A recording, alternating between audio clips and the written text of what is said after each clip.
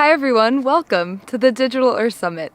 My name is Shanley Mitchell, I'm one of the team members here at Earth, and we're so happy you're tuning in with us today. We have an incredible lineup of speakers and panelists ahead, so stay tuned, and don't forget you can watch the full talks at earth.co. We would like to take a moment to thank our founding partners, Neal's Yard Remedy, Vivo Barefoot, and Pharmacy. This event would not be possible without them. Thank you all so much for being here. My name is Christabel Reed. I'm one of the lucky co-founders of Earth, and we've been organising this event for the past 3 months. I invite you all over the course of the day to start to meditate and learn about what maybe your role in the global ecosystem restoration movement might be, and just invite you to hopefully fall in love with this incredible solution to the polycrises that we face, but also this absolutely incredible route to being able to fulfill our human potential and to uphold the honor of being human being by being these incredible nature restoring species.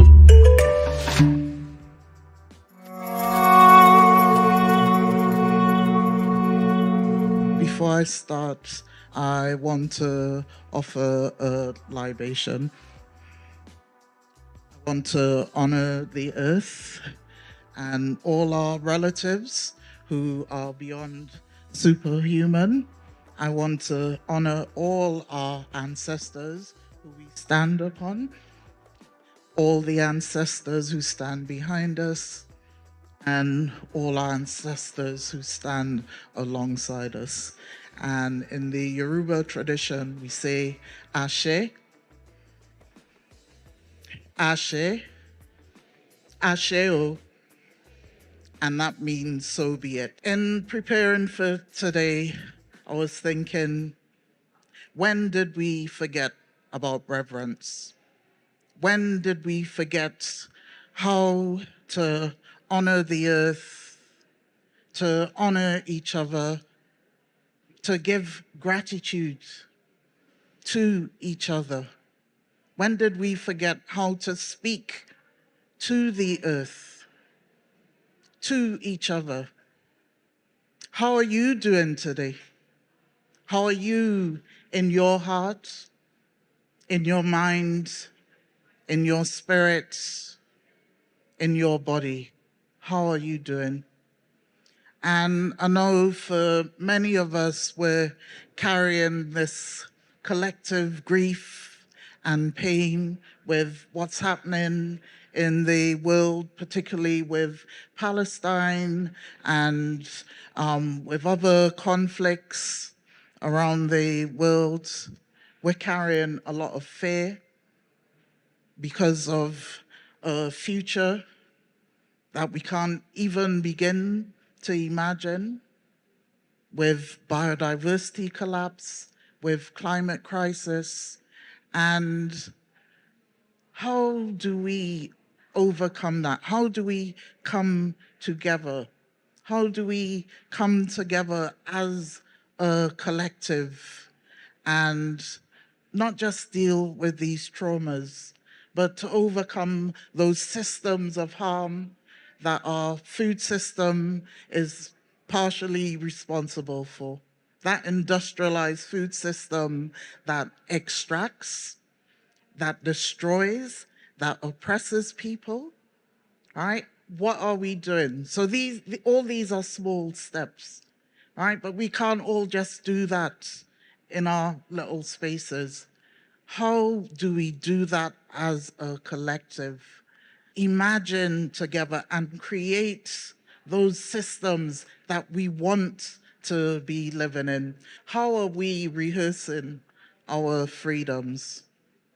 How are we creating those infrastructures of care, of well-being for each other and for the ecology that we're part of? And ecology, understand, I'm not going to use nature and environment. That's part of the issue, that we've separated those things from ourselves. We are part of this ecology. The earth and everything around us, we're part of that.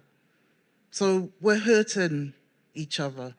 How do we repair that? And I don't have all the answers. All right, and that's what we're here for today, right? We need to work on those answers, and some of us will make connections today and go away and do some practical things. And I think we must understand that we can't all grow food, and we shouldn't have any guilt around that, because our revolution, and it has to be a revolution, has place for different people and different roles. So we need our artists, we need our musicians, we need our accountants, we need our teachers, we need our academics, we need our builders, right? Everyone has a role to play in this revolution, right? And revolution because we do need to change before it's too late. I don't know if anyone reads the reports that come out of the UN in terms of biodiversity loss and collapse. I mean, if we don't take action now, then we don't have a future. We don't even have 10 years ahead of us. So what are we going to do today? One of the other questions I like asking people is, how are you showing up? And I'm so happy that so many people have shown up today. How are you showing up? And what are you a commitment to? I'm showing up because I believe in us as humanity to change things. And what am I a commitment to? I am a commitment to revolutionary love, joy, and collective liberation. And I listened to the earth when she said, we need to dance and sing and laugh more. We have to work together across every barrier that we've created, across age, across class, across race and ethnicity, across gender. We need to remove these things and heal these things. So I see you, I hear you, I love you. All right, we don't have enough love in this world. And yeah, I love every single one of you because we are all one. Thank you.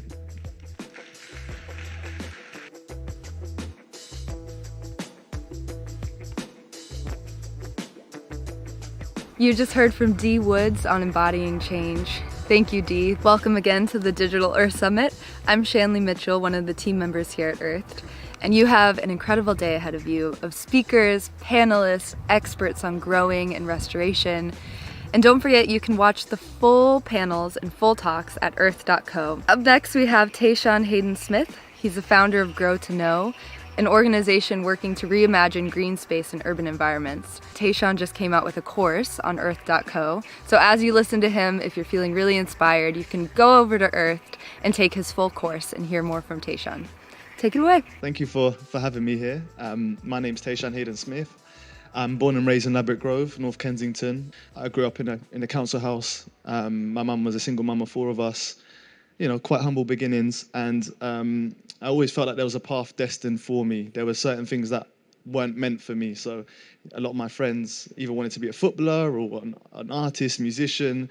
There were only a few things that were kind of on the horizon for people that I knew and amongst me that I grew up with, you know, and there's a stat, and don't quote me on this because I'm probably get it wrong, but certain people from certain backgrounds, they're ceiling their dreams completely lower at a certain age, at around 10, compared to those that have more privileged lives. And I feel like that definitely was the path destined for me.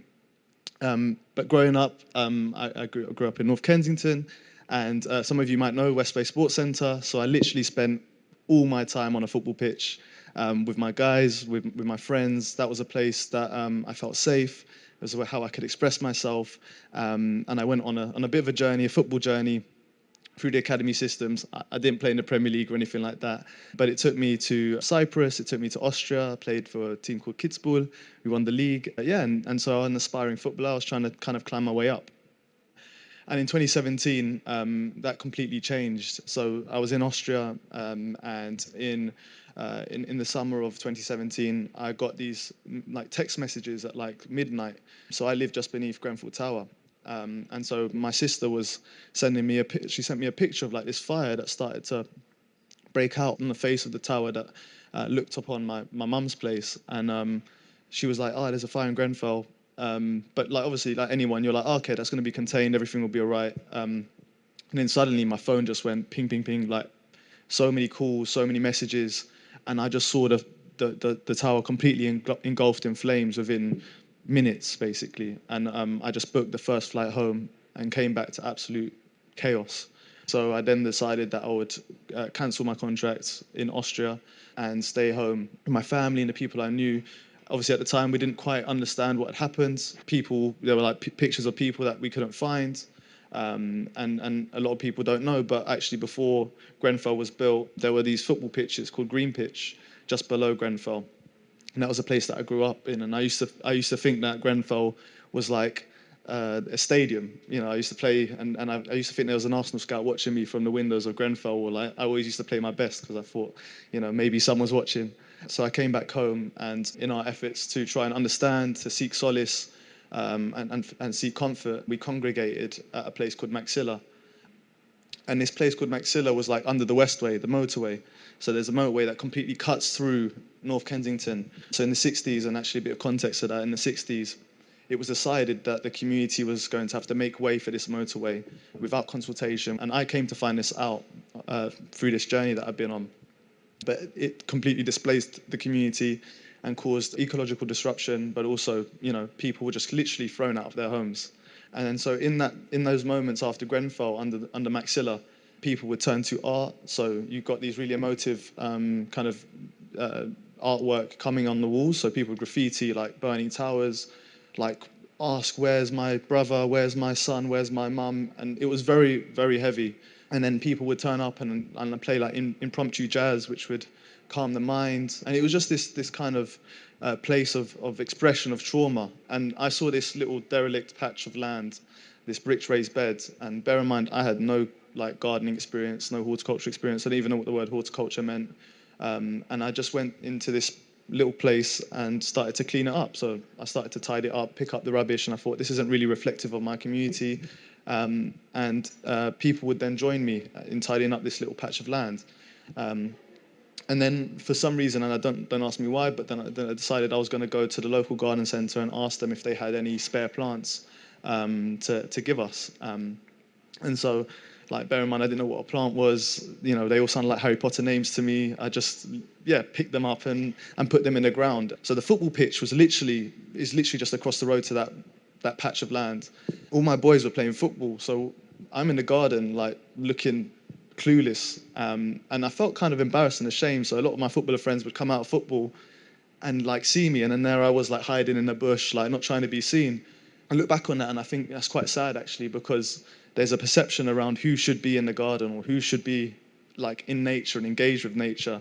And as a young man, I didn't really feel welcomed in that space. Not that anyone told me that, but it was just something that I felt. And suddenly I'd swap my football boots for gardening boots, which was probably quite a weird sight for a lot of my friends. And I then went on the journey. So in this garden, I would meet elders in the community. So people would walk past, share a smile. People would want to chat to me about what I'm doing, or they would want to just share what's on their mind or their thoughts. And the garden just became this kind of safe sanctuary for people to connect and engage and talk to each other. And in that, like, I would be learning about plants. So it became a classroom, a therapy room, a playground for some people.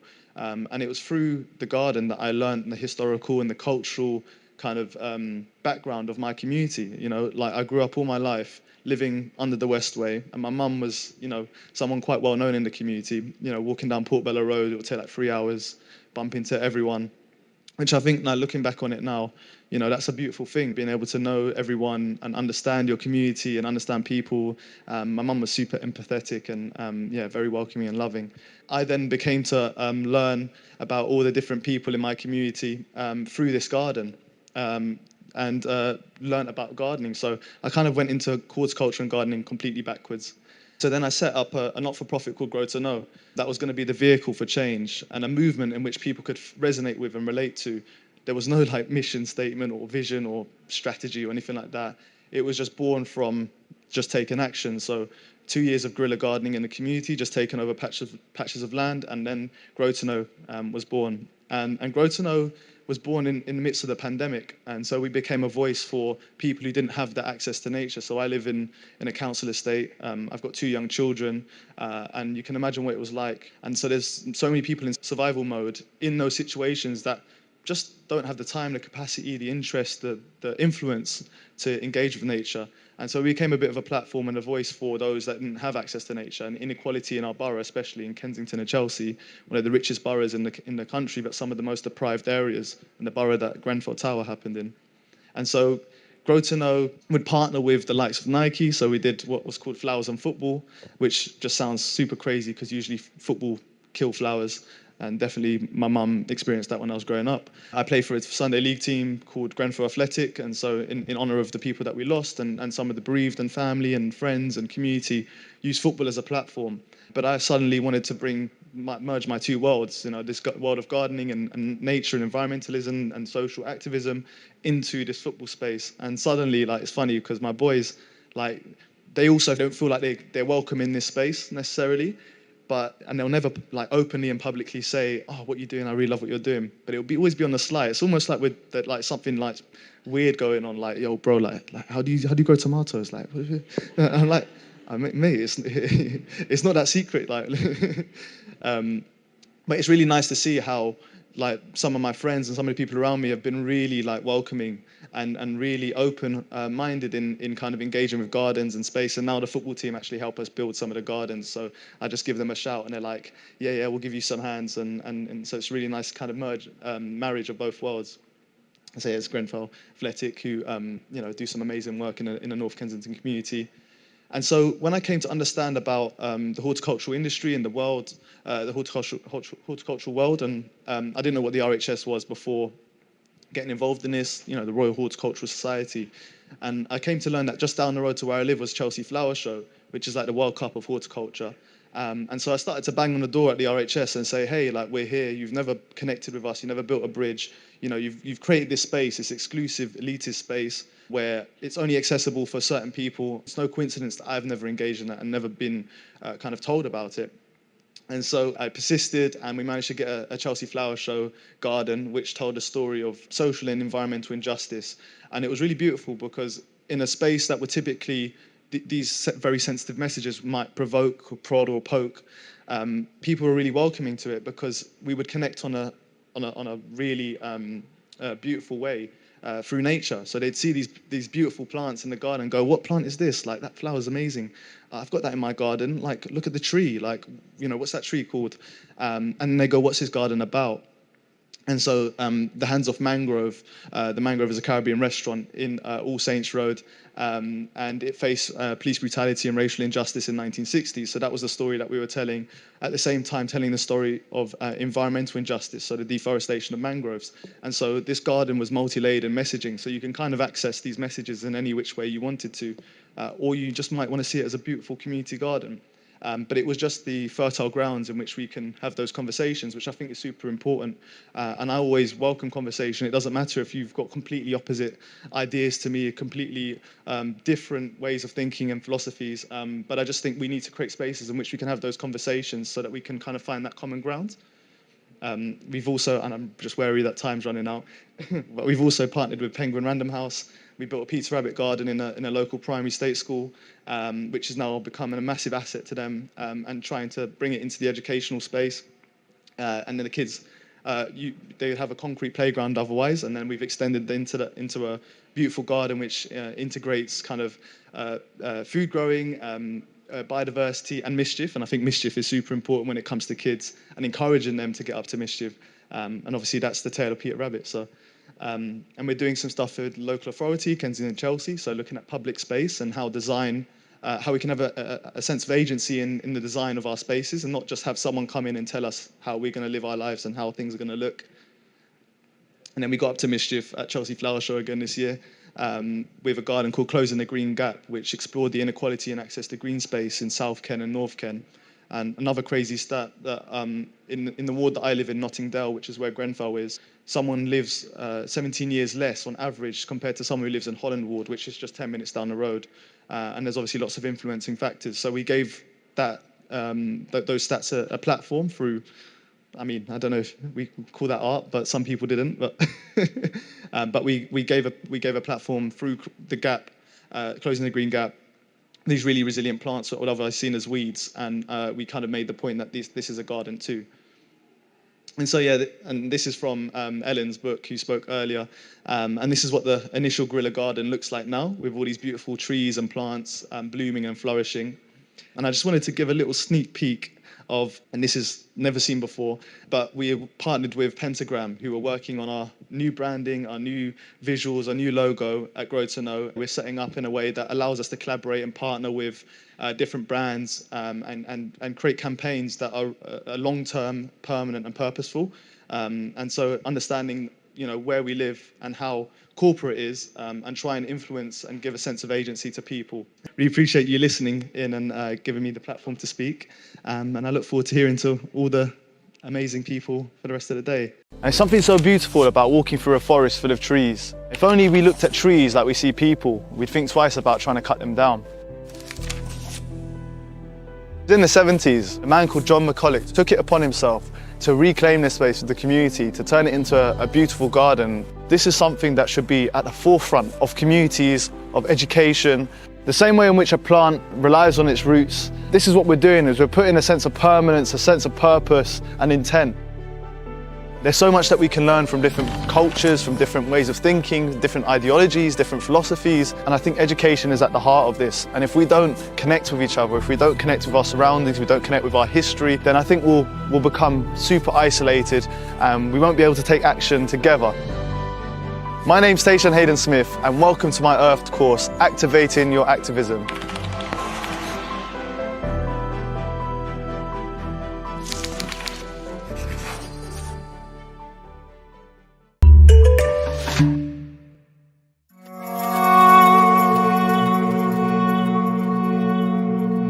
Up next, we have Lila June zooming in on Indigenous food systems. I have to say, this might be one of my favorite talks, so you're in for a treat.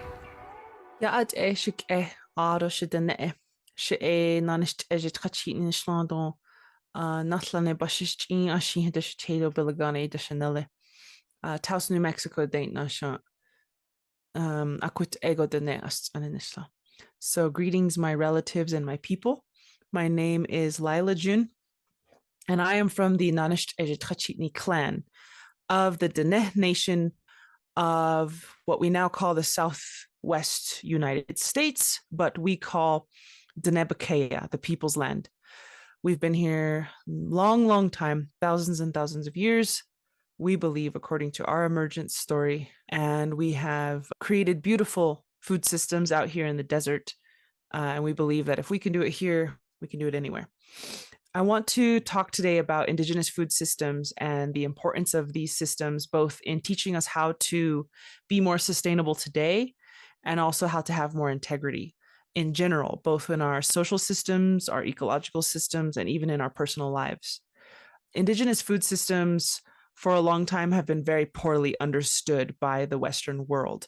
And this is partly due to language barriers. This is partly due to intentional erasure of these systems and partly due to different paradigms colliding. So the prevailing narrative for the most part today is that Native Americans, indigenous peoples of Turtle Island, as we call it, were half-naked nomads wandering around in small populations with not much organization, not very dense populations, eating hand to mouth, looking for a berry to eat or a deer to hunt. That's the prevailing narrative that most Americans believe, and consequently, most of the world believes, because America has been representing us to the world via Hollywood, which has been very inaccurate and many times disparaging.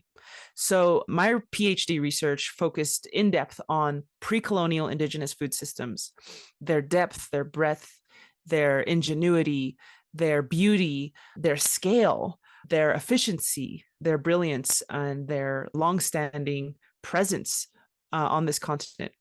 And this research really focused on the exact opposite of that prevailing narrative, which is that indigenous peoples lived in densely populated cities and societies. Indigenous peoples had immense influence over the land. In other words, they weren't just victims of circumstance hoping to find a berry. They cultivated, and in many cases still cultivate, extremely vast gardens that are intentionally crafted and beautifully made.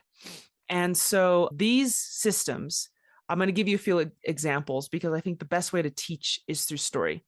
So the first story I like to talk about is the clam gardens.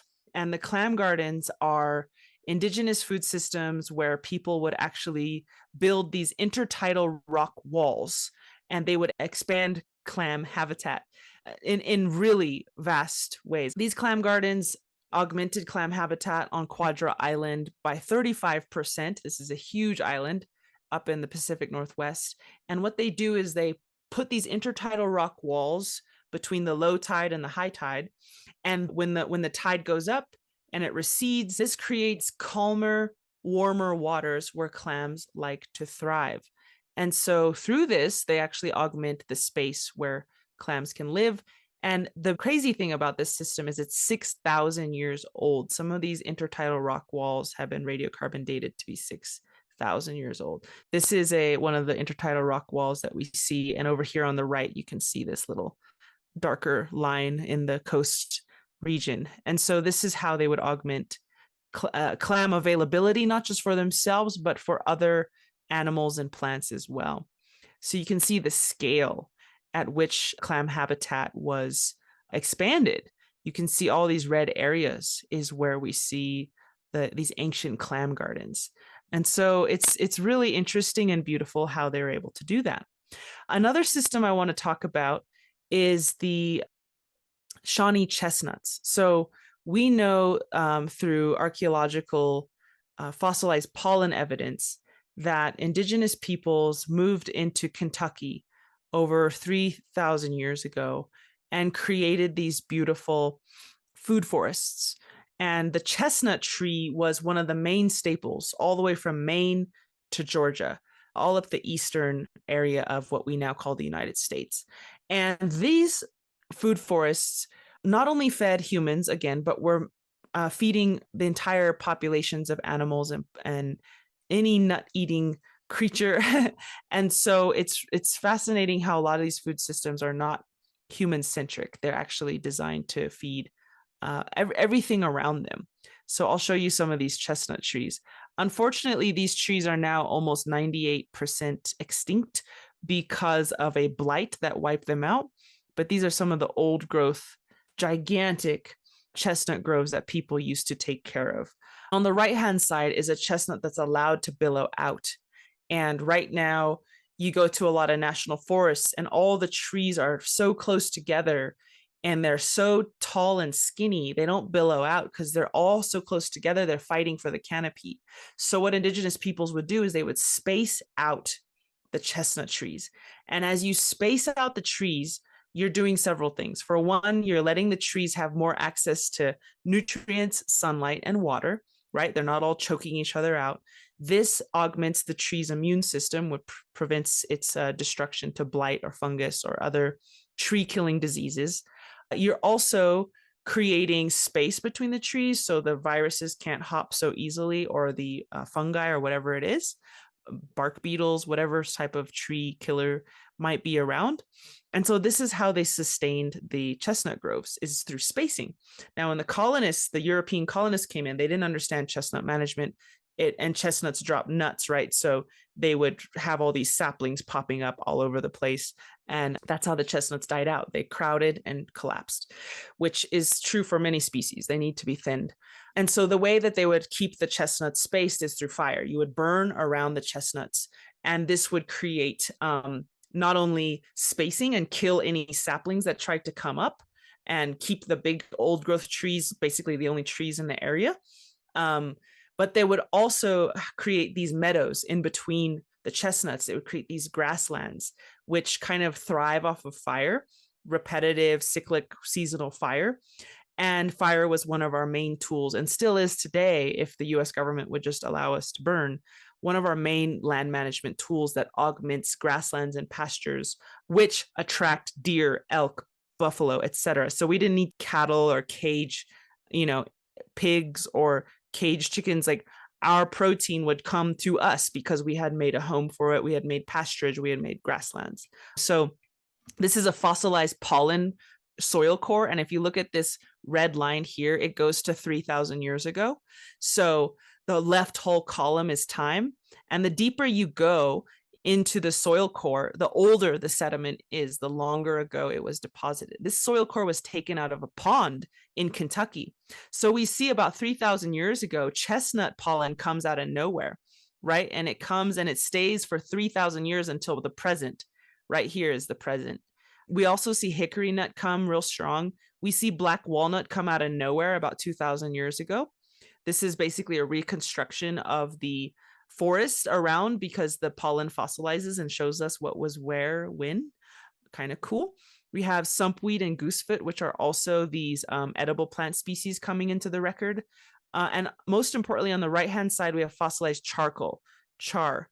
And this is actually showing that fire came around 3,000 years ago and stayed very steadily and was deposited into this pond without end constantly.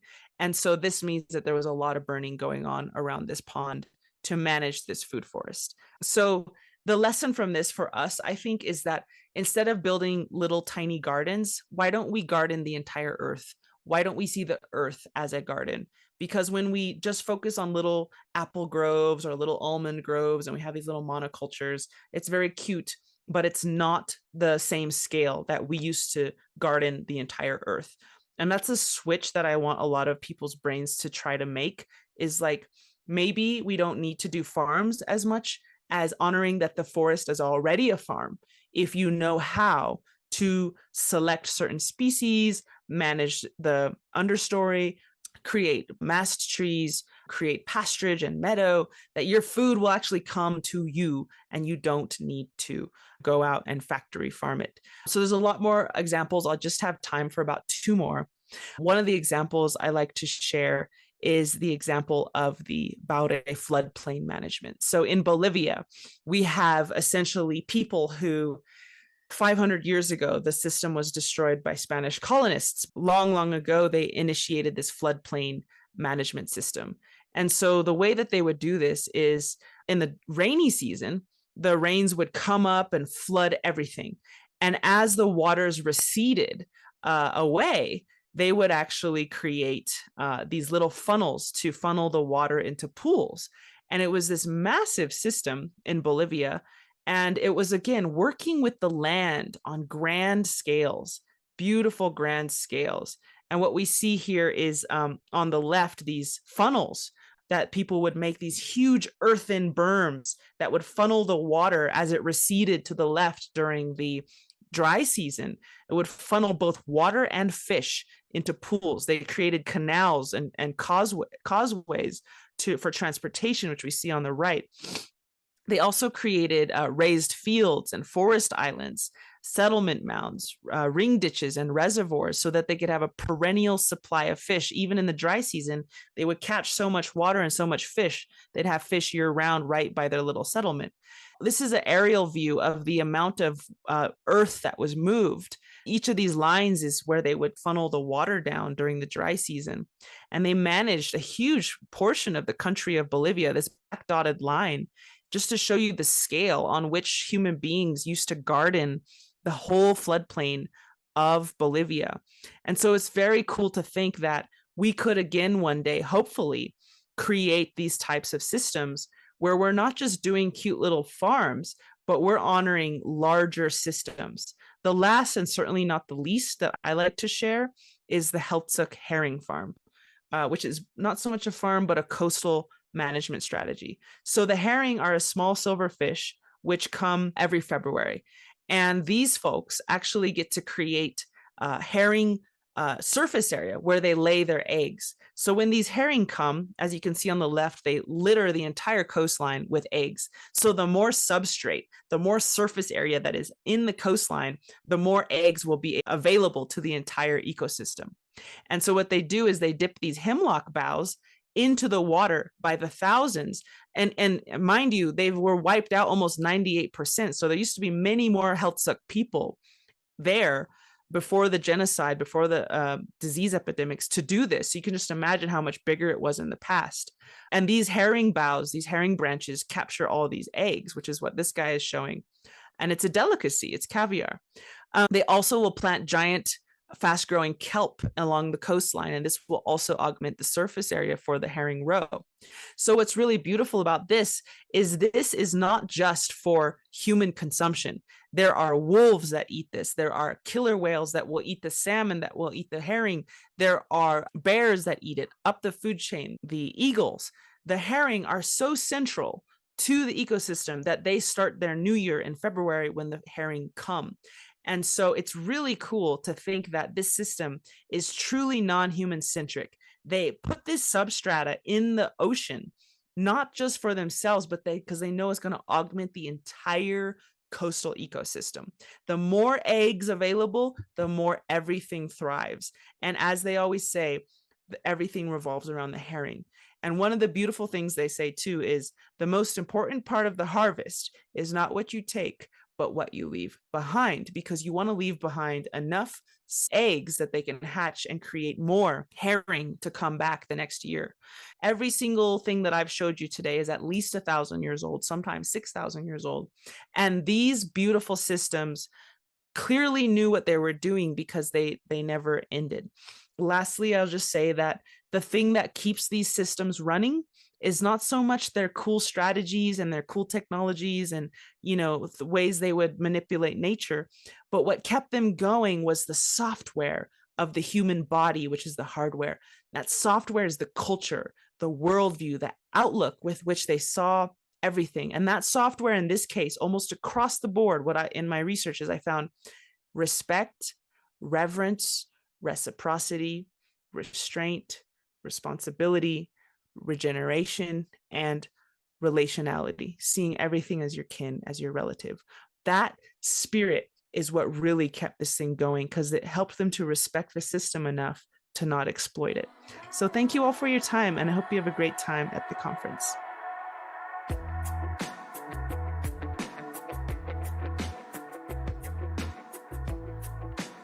Up next, we have Paul Palstand, the founder of Lawyers for Nature, working to protect the rights of the natural world. So we rarely get to compare how ecosystems look under different legal, economic and political systems. And a few weeks ago, I was in Ecuador researching rights of nature.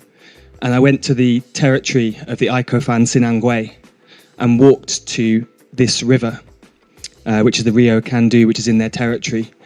And I'd never been somewhere so perfectly Eden-like. It was, to me, the epitome of how beautiful perfect nature should be. And had I can't go into detail, but a very beautiful sort of transcendental spiritual experience with that river. And just 50 miles away, in the town of Lago Agrio, which is an oil town that grew up in the Amazon from the 1960s onwards, I found another river. And that river is also a tributary of the same river as the one I just showed you, the Rio Aguarico. And unlike the previous one, this river had oil on the surface, no trees, and absolutely stank so much of sewage that you really couldn't be near it.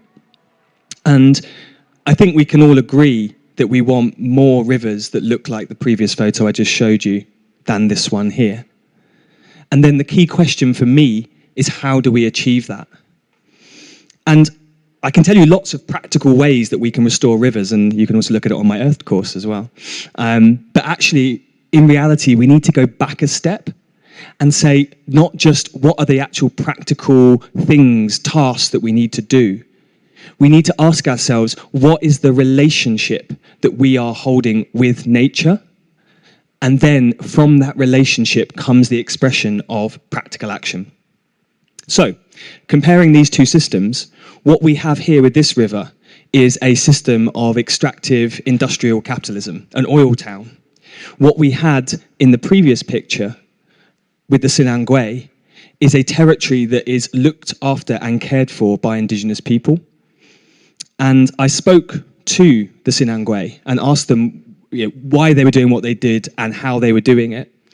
And originally, there was the reason I wanted to speak to them was they took the Ecuadorian government to court in 2018 to cancel mining licenses on their territory that would have destroyed that river.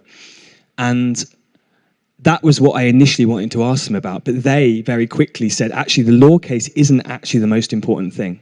Because even when they'd won the law case against the Ecuadorian government, illegal mining was still happening on their territory. And in order to stop that, they had to, or they didn't have to, but they set up a Garda Indígena, a group of volunteers who have a little uniform and a ceremonial stick made from a tree from their territory. And they patrol their territory, which is 60,000 hectares of primary rainforest, to stop people coming onto their territory and destroying it. And it's a really interesting mixture of deep spirituality and modern technology. So they would take yagé, ayahuasca, and the ayahuasca would guide them as to where on their territory the destruction was happening. Then they would walk to that area and use drones to work out where the destruction is happening and to take photos, and then confiscate the illegal mining equipment and call the police. So to me, that relationship that the Sinangwe had with their land is the crucial point. And wherever we see that relationship around the world, people with a deep, loving, caring, somewhat fighting connection to protect nature and protect land makes the key difference of what land will be a state like this photo and what land will be the state of the previous photo. So, in a land like England, where we lost our indigenous voice many, many centuries ago, and where it feels very difficult to resurrect that, how do we begin to resurrect that kind of relationship and embody that kind of relationship? And to me, that is best expressed in the term of guardianship. And I believe very strongly that in order to both stop the destruction of nature in these lands and also to reverse the destruction and begin restoring nature, all of us need to enter into a relationship of guardianship with nature. And that relationship, while it can manifest on a more national level, as I'll explain in a moment, around campaigning and that kind of thing, I believe really needs to come on a very hyper-local level, a specific connection to one part of nature that you protect and that you act for. And how that unfolds, I believe, is a reasonably simple process, starting with knowledge and connection. So finding a part of nature that you actually get to know and connect with. And that knowledge, I believe, when done over time, leads just almost automatically to a feeling of love towards that part of nature. And that feeling of love also then leads quite automatically to a deep desire to protect that part of nature. And that process of knowledge leading to love, leading to protection, is one that we can all step into. And it was interesting, in the Sinangwe, there was one particular member of the Garda Indígena called Juan, who was like the most enthusiastic member, like he was really into it. And it's a voluntary thing, they don't get paid for it, but he'd give up so much of his time to patrol the forest. And I asked him why he did it, and he said it's an honor to serve on behalf of nature. And there's a certain extent to which we can pedestalize indigenous people as being these kind of magical beings that just have this knowledge from birth. And right at the end of the trip, I just sort of asked him like a question like how it was growing up in the village. And he said, I didn't grow up here. I'm from the coast in Ecuador. And I just married a Sinangwe woman 5 years ago and moved here. So the most enthusiastic member of their indigenous guard wasn't actually indigenous from birth. He just stepped into that knowledge. And I say that because I want us to avoid this idea of the kind of magical indigenous knowledge that none of us can have. I believe that we can all step into that relationship if we go through that process. And I want to give you very quickly an example of how I did that. So I've lived on a boat for 12 years, and 5 of those were spent cruising around London on the canals. And eventually I got a bit bored of that and also wanted to connect with a specific river. But there's quite a lot of territory guarding around the rivers in London. They're most of them are heavily guarded by their existing administrative people, the Canal and River Trust and Port of London Authority for the Thames and the Lee. So I literally got a map of London and sort of looked where the rivers were and found this random river slightly on the outskirts that no one seemed to be doing anything with, called the Roding, which is actually London's 3rd biggest river, but most of you probably haven't heard of it. And I just moved there on my boat with some vague idea that I would try and help restore it. And actually, without me even particularly realizing it, that process that I just outlined to you just kind of magically happened. Like, I had no intention to fall in love with the river. I had no real intention that I was going to then use that love to devote my life to restoring it as such. But that just kind of happened. And in many ways, it was easy for me, of course, because I didn't have to go for a walk every day to make sure I was getting my river connection points in. I just lived on it. So every day I would look out of the window and see the kingfisher and hear the Chettis warbler in the reeds. And that constant immersion in nature, in the river and all its creatures was enough to fall in love. But the next stage did happen really easily, because this river that I loved, that I held in my heart so deeply, how could I? How could I walk next to it and see the rubbish building up without a desire to then go and pick up that rubbish? How could I see the sewage running into this river that I loved without feeling a deep, burning anger towards the capitalist criminals at Thames Water who run a business making billions of pounds every year through deliberately destroying nature in this city? And how could I not want to plant trees that I would see grow almost like my kind of like tree babies that I'd be able to go and tend and care for? So, yeah, I went through that process, and I'm trying to think of the best ways to talk about some of the things that I've done there, because it is quite a lot. And I reiterate again that all this is on the Earth course, so the 8 episodes, I think, detailing all the different things that I've been up to on the Roding in guardianship forms over the past 6 years. But each of them have really relied on that deep connection to nature. So, for instance, talking about sewage, there is national campaigning to be done about that. We do need to put national pressure on water companies, and you know that many of you may know some amazing activists working on that national level, like Fergal Sharkey, who's done amazing things to bring attention to the sewage crisis. But it's also a hyper-local problem. And actually, many of the campaigners that now work on a national level started at a very local level of guardianship of their river, got angry about the state of their river, and then put that into national action. In fact, I think Fergal did as well. He started off fishing on the Lee and was like, why is there so much shit here? I want to stop that. Windrush Against Sewage Pollution, one of the main people that do statistical analysis of storm sewer overflow, started off on their specific river.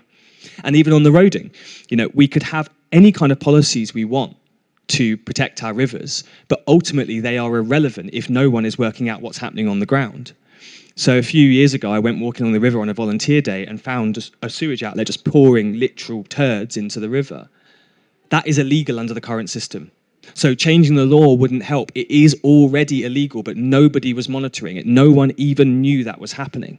So even by knowledge of it, even just by knowing that sewage was going in there and then starting a campaign for Thames Water to stop it, that makes a difference. And each and every one of you can do the same thing. There are rivers in London now that have not been monitored, have not been walked in years. And if you walked along them today, you would find crimes going on that you could stop by actually just bringing attention to it. Similarly, the amount of rubbish. Yes, it needs national policies on deposit return schemes and on clearing things up, but also actually we just need people just to go in, organise litter pick days and get it out. And you can see on the Earth course the amount that we started getting out. I mean, we do, on the Rewilding Trust, we do about 5 clear-ups every winter, each one of which gets hundreds of bin bags of rubbish out of the river. It's absolutely obscene. But the key thing is that the river is now less full of rubbish. And similarly, you can... I have no training at all in ecology. I don't know I have no technical knowledge about any of this stuff. So again, in the way that we mustn't pedestalize indigenous people, don't pedestalize those that are already doing guardianship things. Actually, most of us don't have technical knowledge. I have exactly the same amount as any of you in the audience. I just started doing this thing, and in the doing of it, you gain the learning. So planting trees, I just started off planting a few trees on the edge of the river, and then they died because it wasn't a good place for trees. So I learned, exactly, sometimes you gotta learn by doing, don't you? Although you can actually look at the Earth course and I can tell you what not to do and what to do, so you don't have to repeat the same mistakes yourself. But the process of doing it is important. And then learning, okay, well actually here is where the wet trees go, so just getting some sticks of willow, which are completely free. And by the way, if anyone wants to have any wet ground they want to plant trees in, come up to me afterwards, I can get you some willow sticks to get started with, or some black poplar trees that you can plant. And just planting them in there and then realizing that, oh, actually, there's all this metal sheet piling here that also could do with some trees, but there's no mud to put the trees in. So like kind of thinking through that problem, every day I'd kind of cycle past the river being like, need to do something about that sheet piling, and then getting a eureka moment where I was like, wait a second, I could get longer sticks of willow.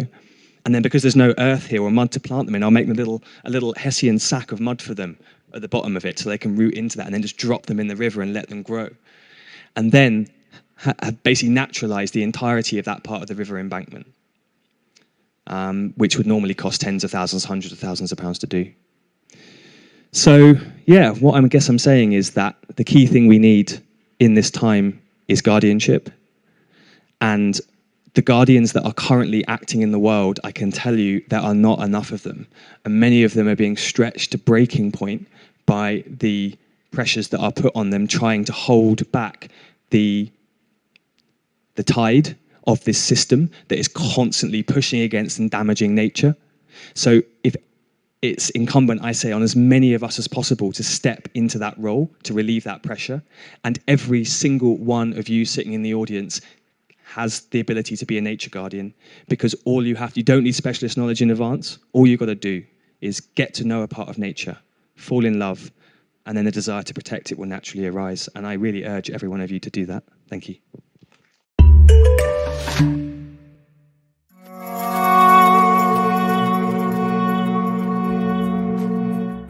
Thank you everyone for tuning in. If you have just arrived here, you're at the Digital Earth Summit. We appreciate you for being here. We have an incredible list of talks and panels today. Up next, you'll hear from the world-renowned restoration expert, John D. Liu.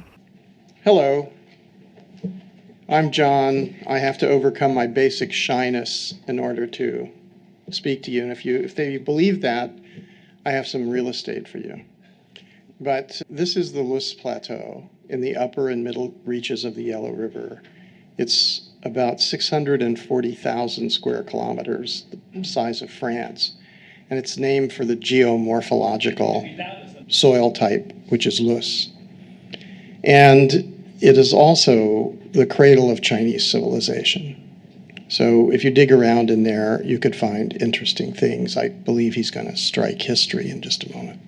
So as the introduction told you, I went there in the early 90s. And I had to study this, but this is what I found, a fully degraded landscape.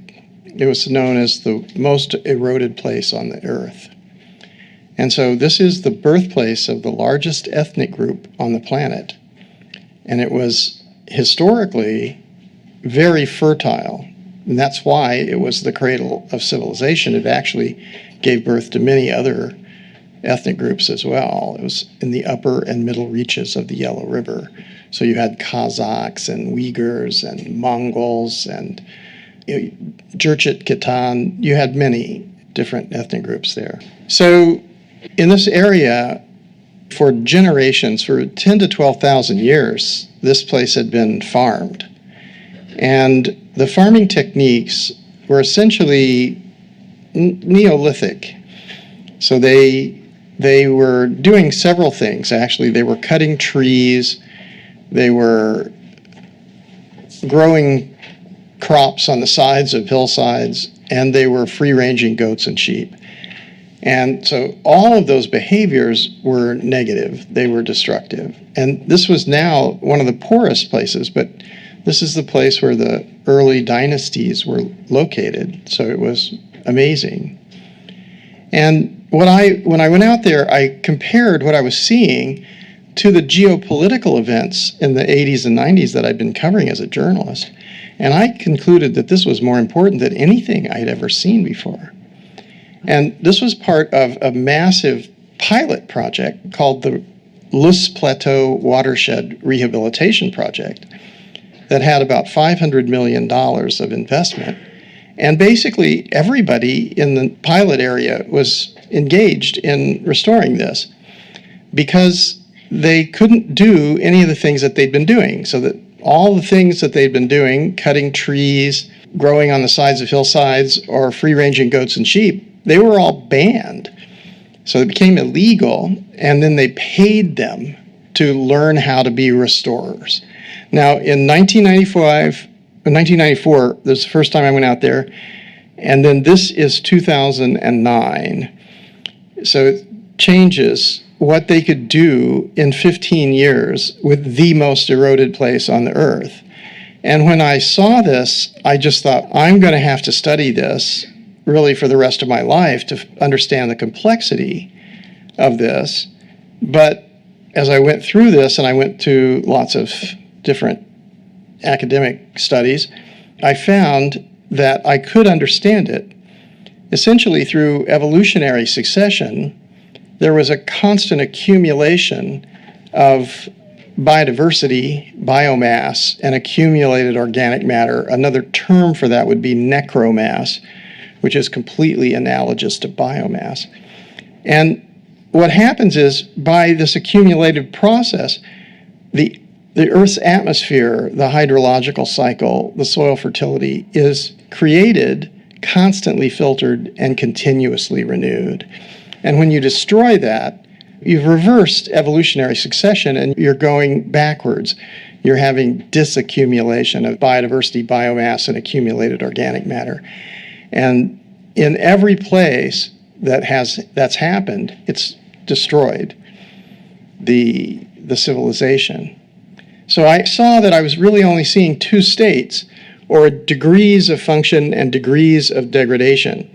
And I started to realize that actually, if we understand this, then we can choose what we do, what we believe in. And if you look at this line, you'll see that at the time of settled agriculture, they had a more or less pristine system, but they were headed toward ecological collapse. And so it's interesting, this is the same line in all civilizations. So you can apply this in Rome or Egypt or India or the Mayans or wherever you want to go. And then when the Chinese made an intervention, that's the paradigm shift that determines whether human beings survive and create a sustainable way of life. And when I saw that, I just thought, I'll have to spend the rest of my life not only learning about this in all its complexity, but communicating this. And when I first started to tell people, I would grab them by the lapels and tell them, you have to listen to me. And they would say, who are you? Get away. And so it was really uncomfortable.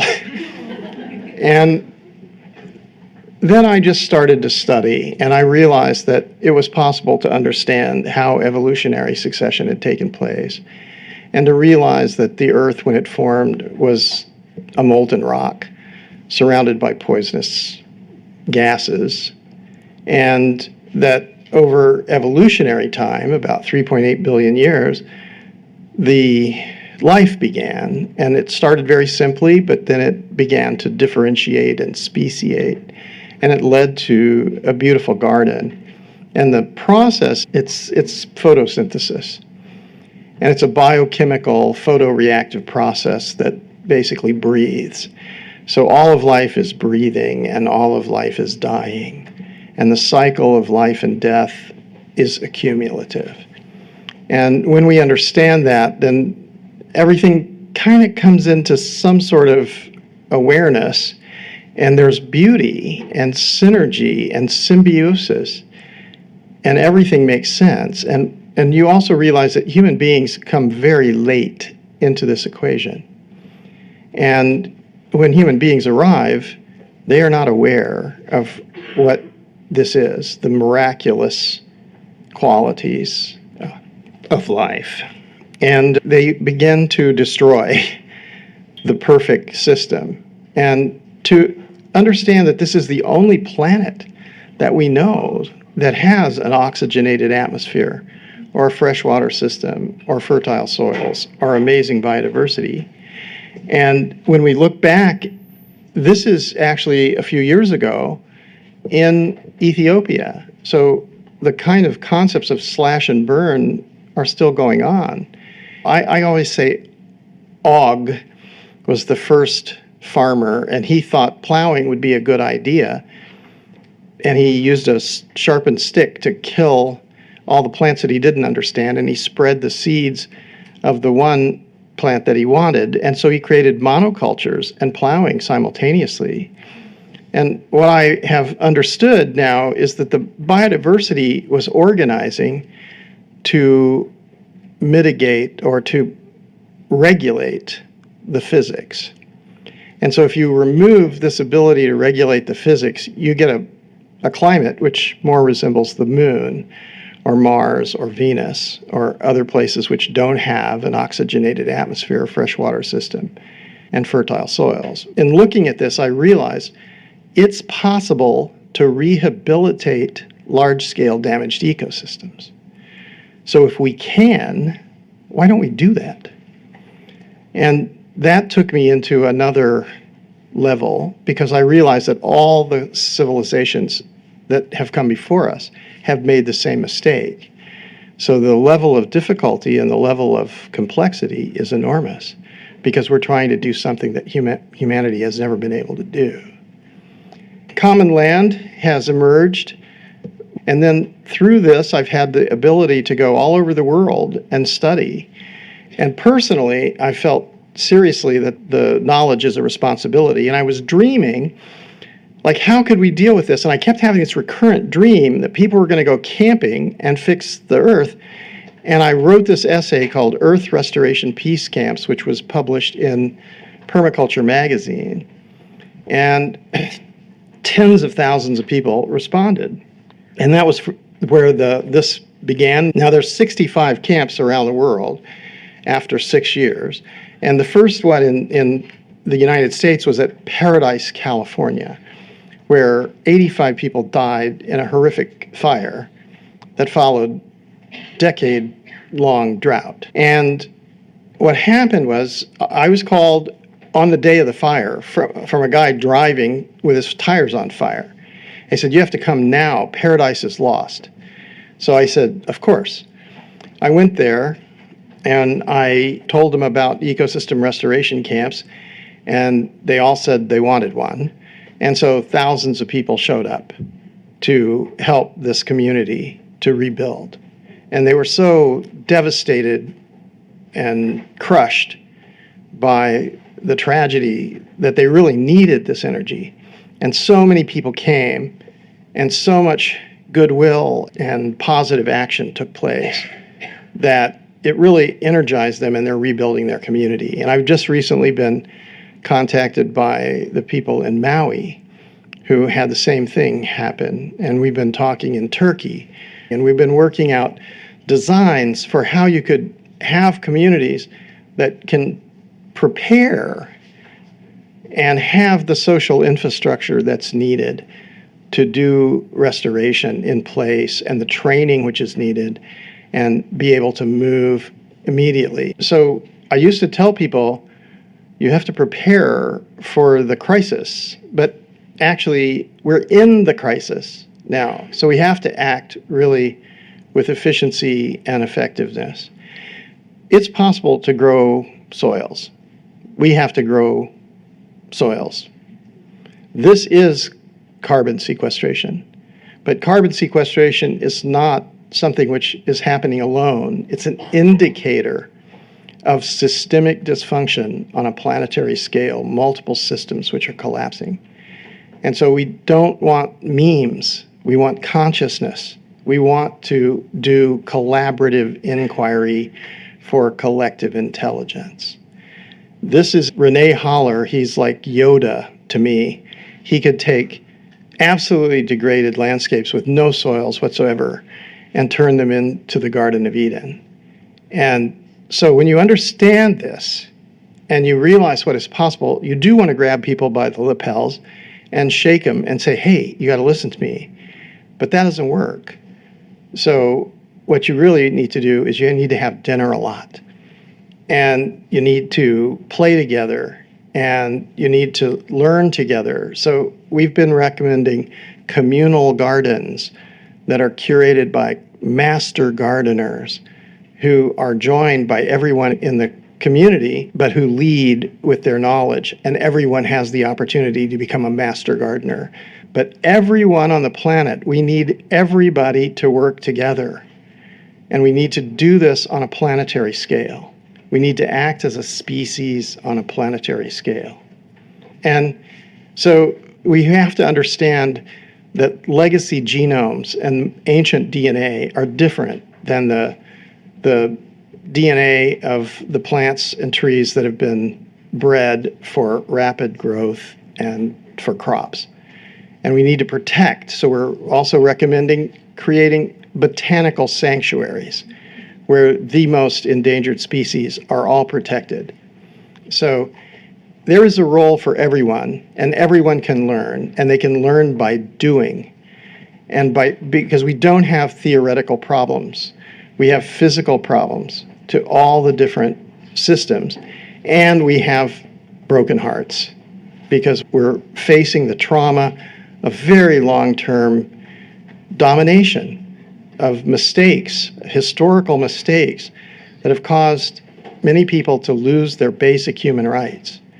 And we need to realize that the energy that flows through each individual is the same energy that flows through the entire cosmos. And we need that energy to flow intentionally toward what humanity needs to do. I've been using the term healing the planet, healing the earth, and the human spirit. So if we do that, then we will learn to live together. We'll learn to feed the hungry. We'll learn to make sure that everyone has a place to stay and that everyone has the right to do what they can do. And we will realize that the earth systems are more valuable than the materialism and the consumption and the waste that we've been creating around the world, because that's ultimately just ruins. And we have to look at what is true and what is beautiful. And we are going to be the ancestors for the generations to come, and we need to do the right thing. Thank you.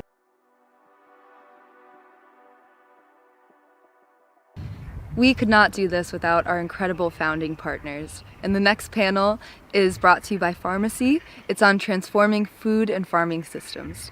Hi, my name is Sarah Langford. In 2017, I had a kind of life pivot involving the reality of having 2 small children and wrote a book about being a barrister, and then accidentally moved to a farm in Suffolk.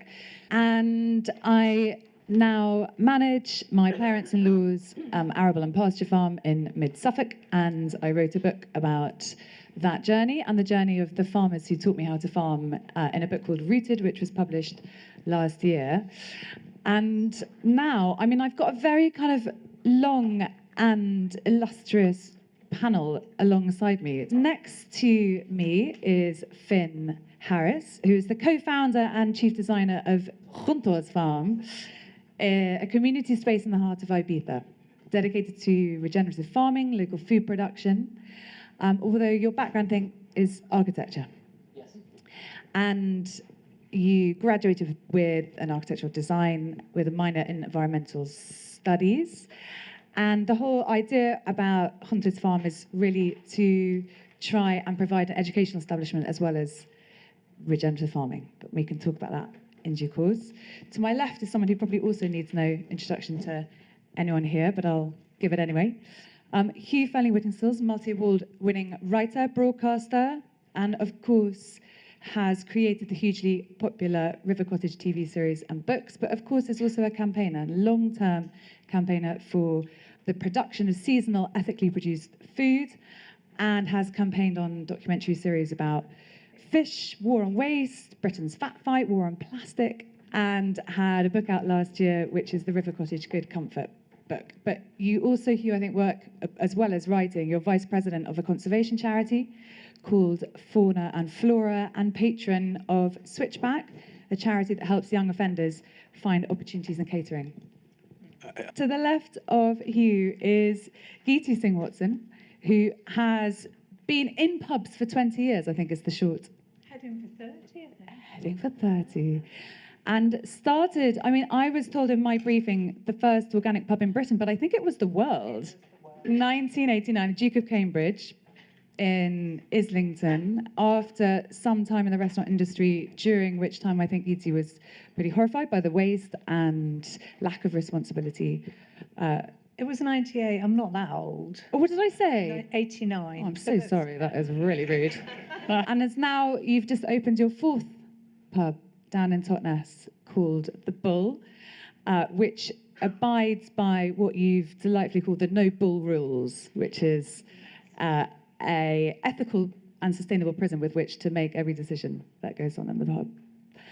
And then finally, Camilla Fayed is the founder of Pharmacy in Notting Hill, which I think has just celebrated its 7th birthday. That mission was really a plant-based restaurant to try and relink health and food, hence the name, Pharmacies. This panel is going to try and look at transforming food and farming systems, but of course inherent within that are many layers. But what we might do is come to everybody on the panel and talk about what we hope we might be aiming for, because we can't work out how we're going to get there unless we work out what we want. Maybe I can kind of go down the panel asking about your vision for what a truly transformed food and farming system might look like. We might have similarities, we might have differences, but tell us what we might be eating in this system, how the food is grown, and who is eating it. Finn, do you want to kick off with that? Yeah, great. Hi. Well, it's really exciting to be here and see so many faces, a lot of familiar faces of people who are gathered around this topic. I'm sure we've all gone on our own journeys of learning about some of these challenges, and it gives me a lot of optimism to see people coming together and having these conversations. So maybe I'll speak more about it as we go on, but I'm involved with this project in Ibiza. It's a very ambitious project to convert an old dairy farm in the middle of the island into a sort of regenerative hub. And our mission is to accelerate this transition to regenerative agriculture. And so we've been asking ourselves this question. There's a team of us, there's about 26 people involved with the project now. You know, what does it look like? And we hear a lot about these terms about regenerative, but I think we're still, you know, trying to work out what the definitions are. And where we've landed specifically for our project is we really focus on culture, you know, and we sort of forget agriculture, like it's really in the name. And so we're asking, you know, what does it mean to bring people together around local food production? And Ibiza is this sort of extreme version of what we're seeing in many places around the world. So I'll give you, I'll sort of ground you in some easy statistics here. So over the last 30 years, the island, which is a small island, it's about 150,000 residents, has lost 90% of its arable land. And on average, about 4% of the food that's consumed is grown there. And so the sort of the tangible result of that is just a real disconnection from food. You know, the majority, 96%, is shipped in. And so what we're trying to do is create a space. We have a farm, 8 hectares of regenerative farmland, but that's really just part of what we're doing. We're trying to create a space where you can see the full food economy in one site. And what that means is to bring people into the process of cultivation, transformation, where we transform food into more premium products, and then a community space as well, where you can come and enjoy it. You can trade food on a marketplace. And I think this, for me, and in my community in Ibiza, is really what's missing is a connection to the land and to the food that's grown in a way that's exciting and almost romantic, because I think, part of my background is in storytelling. We need to change the story about what it means to grow food, to be connected to it. I'm almost the opposite to Guy. I grew up in London. I've always been in my life, like, my connection to food is like the plastic bag that it comes in the local supermarket. And our team is sort of split, half farmers and half sort of urbanites who have escaped the city to try and reconnect. And so we bring almost that experience into what we're doing. We come with our own disconnection and our own desire to sort of like learn more about how our food's grown and how to connect with it. So yeah, in short, it's about culture for me. It's really about trying to define a community environment where we really enjoy the process of connecting back to our food. That's really inspiring also, because you're living the vision. You're trying to realize your vision. It's not simply in your head. I'll just add, we have this tagline. I mean, many people will know that Ibiza's reputation, but our tagline, one of our taglines is celebrate life. And when you sort of get into that, what does it mean to celebrate life? Like living life across all systems. And so we bring celebration into the heart of what we do, and I think that's really important. Thank you. Hugh, your vision for food and farming in the future. Well, I think that the vision of a healthy food system, from my perspective, pretty much catapults straight forward to what people are actually eating and how they're doing on it. So, I mean, I don't have the same level of expertise about growing systems as Guy and others on the panel. But there is at least a theoretical way of changing the food system, and it's entirely in our hands, because as consumers, nobody's really forcing us to buy stuff. I mean, not physically. They don't march us down the supermarket aisles and push the junk into our trolleys for us. We do actually make those choices ourselves. The different world I'd like to see is one where almost everybody's eating food that is, most of which is grown fairly close to where they live, hasn't been massively altered by industrial processes, is mainly made from plants, and it's almost as simple as that. I mean, and if that was happening, then the agricultural system to deliver it would have been transformed, because if all the junk stays on the shelves and the food that's been heavily processed no longer sells, the people who sell food will slowly have to adapt to our demands. Of course, that is a bit of a fantasy, and what stands in the way of that fantasy, which Guy's referred to, is the extraordinary power of a system that pretty much is able to dictate what we're going to eat. And that for a lot of people do feel powerless, or certainly behave as if they are powerless in the food choices that they make. And I suppose my end of the transformative wedge, I don't know whether it's the thick end or the thin end, but has been to try and rouse people's own feelings about the food that they eat, and try and get consumers to behave differently and to want difference and to care. The problem is the people who have got no idea that this is happening today, who couldn't give a damn about any of us or what we're talking about. But those people still deserve to eat great food, and they deserve to be much better informed about the quality of the food that they eat. And they also need to understand from fairly early on in their lives what the consequences of making poor choices will be. So one of my big questions is, how can we really change demand? And it is going to boil down to education, but then we should never forget that ultimately what we eat, the choice is ours. Just before I move on to Geeti, I really just want to pick up on this so I don't forget it, because choice is an interesting word. Free choice is an interesting idea because it's linked entirely with knowledge and understanding, isn't it? So you can say you have a free choice to go down a supermarket aisle and you're responsible for the food that you then pick up off that shelf.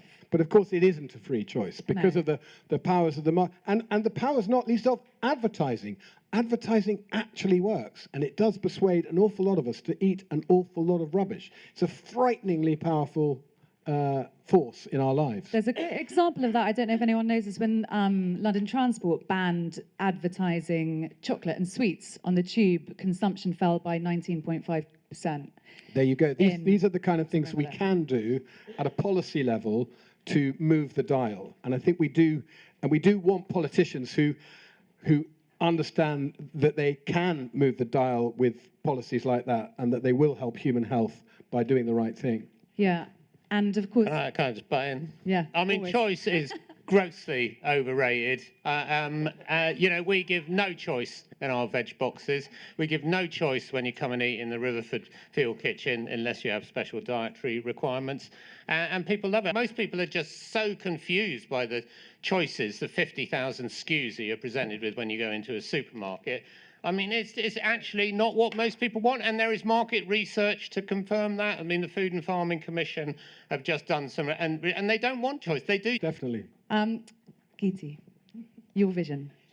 Well, it seems to me there are two fundamental aspects to this. One is equality, how we can ask people to change how they eat if they don't have the finance to do it is completely fundamental. So we talk constantly about the cost of food, affordable food, but actually we need to talk about affordable accommodation. And I'd like to see us pay properly for food, because food has the power to seriously impact climate change. Instead of continually pushing down the price of food, we need to be pushing down the price of rent so that people can afford to pay for decent farming. I think there's absolutely no doubt that everybody wants decent food, but without the facts, the information about what you're buying, like I talked about, and we're both very passionate about this, we are lied to constantly about what we are buying and eating. So how the hell are we supposed to make those right choices? Restaurants all over the country lie to you constantly. It is absolutely shocking. Hold them to account over and over again. Ask them a question about their fish policy. It is disgusting, the lies that that are spun at you. And we don't know the answers. How are we supposed to interrogate a fish policy? How are you supposed to know is it okay to eat bluefin tuna now? Because apparently it's popping up all over menus in London. It's absolutely shocking. And the fact that it's caught in Cornwall makes it sustainable is bullshit. But when I first opened my first pub in 1998, trading standards came to me at least twice a year, and they would walk in and they'd say, prove it. Prove that's organic, prove that's fair trade, prove that's local. And we had to, and it was brilliant. And Weights and Measures used to come in, and I'd love it, was one of my favourites. They'd come in and they'd order their drinks, and then they'd get out their little scales and start measuring everything, and you'd get fined if you'd poured somebody. None of that happens now. I haven't had either of those visits for over 10 years. That's because this government cut all the funding to the people who hold the market to account. So how is anything supposed to move forward without that? So first and foremost, we need a government who's going to legislate with intelligence to protect our health and our planet. So it's all about how you vote. It's all about putting pressure on your local MP. I don't see that there's anything else we can do other than change this. Playing devil's advocate for a moment before I move on. How about no government? Power to the people. Well, I mean, I was kind of going to say that because everybody on this panel, except for me, I guess I wrote a book about it, but everyone on this panel has said, yeah, these are the government structures, this is the law, there's plenty of law, which, as you just said, isn't enforced. The law might be there, but the enforcement is missing. But you've all managed to set up businesses which have gone against the grain, successful businesses, despite that.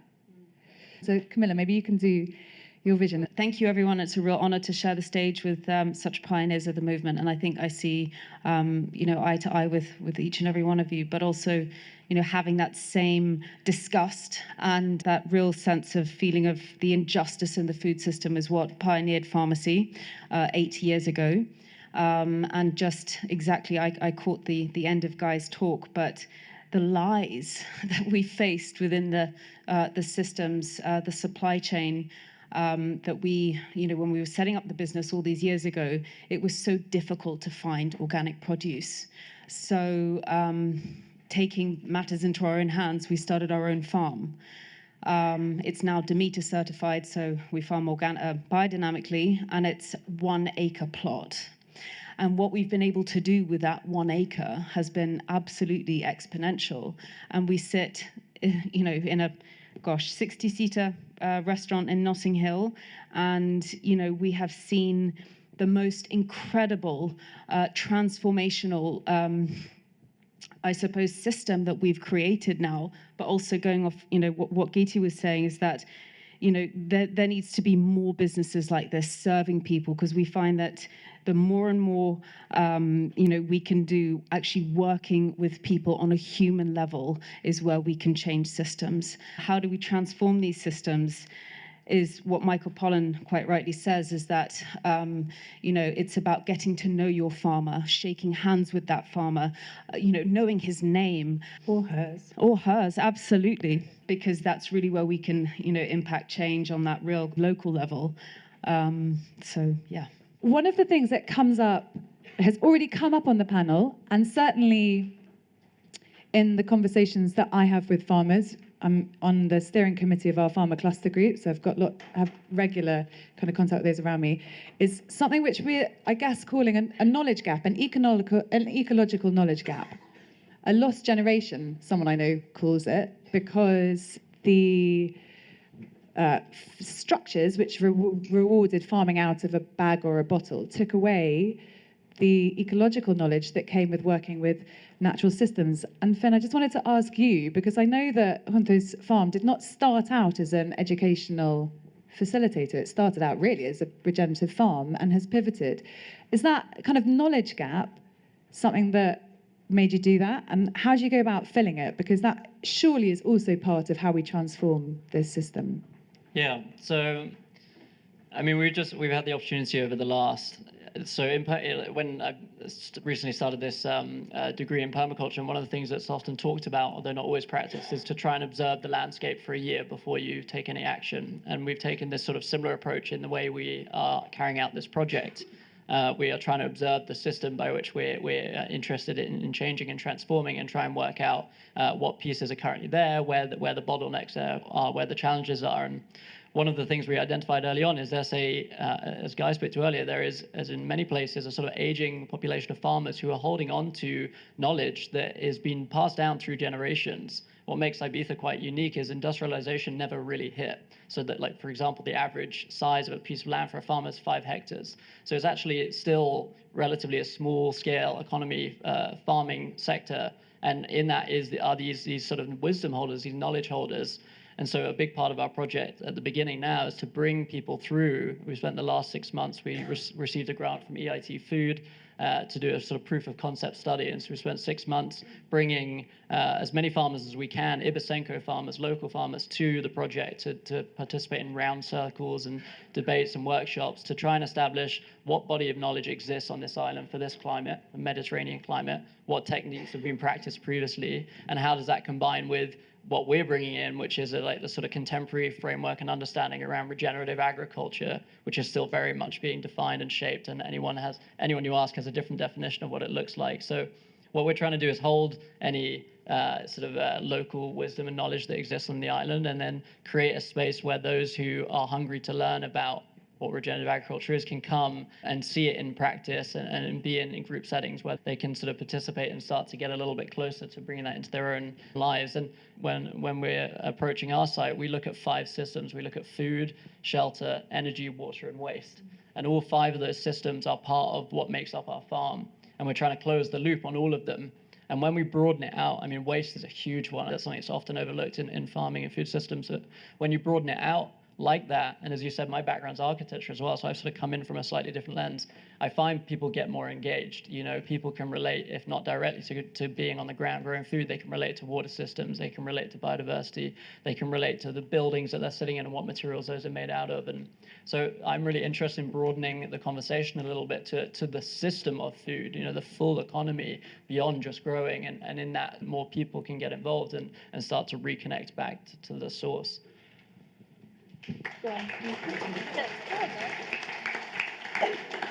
How we get to this transformation, I think so much of it is around linking farmers, to not just to their customers, but everyone who's interested in it. And I think some of the best farms that I see, the most progressive, the ones that are doing most interesting things, are one where there is often a couple, often one of them comes from outside the farming industry, and there is this fertilization of ideas. I mean, farmers, most of us are pretty introvert. We just like to be out in the field on our own with our heads down, don't really like talking to people very much, don't like IT, don't like social media. I mean, there are exceptions, clearly. But where you bring those things together, I think that can be a really, great things can happen. Well, you've been an amazing panel, amazing audience. Thank you very much.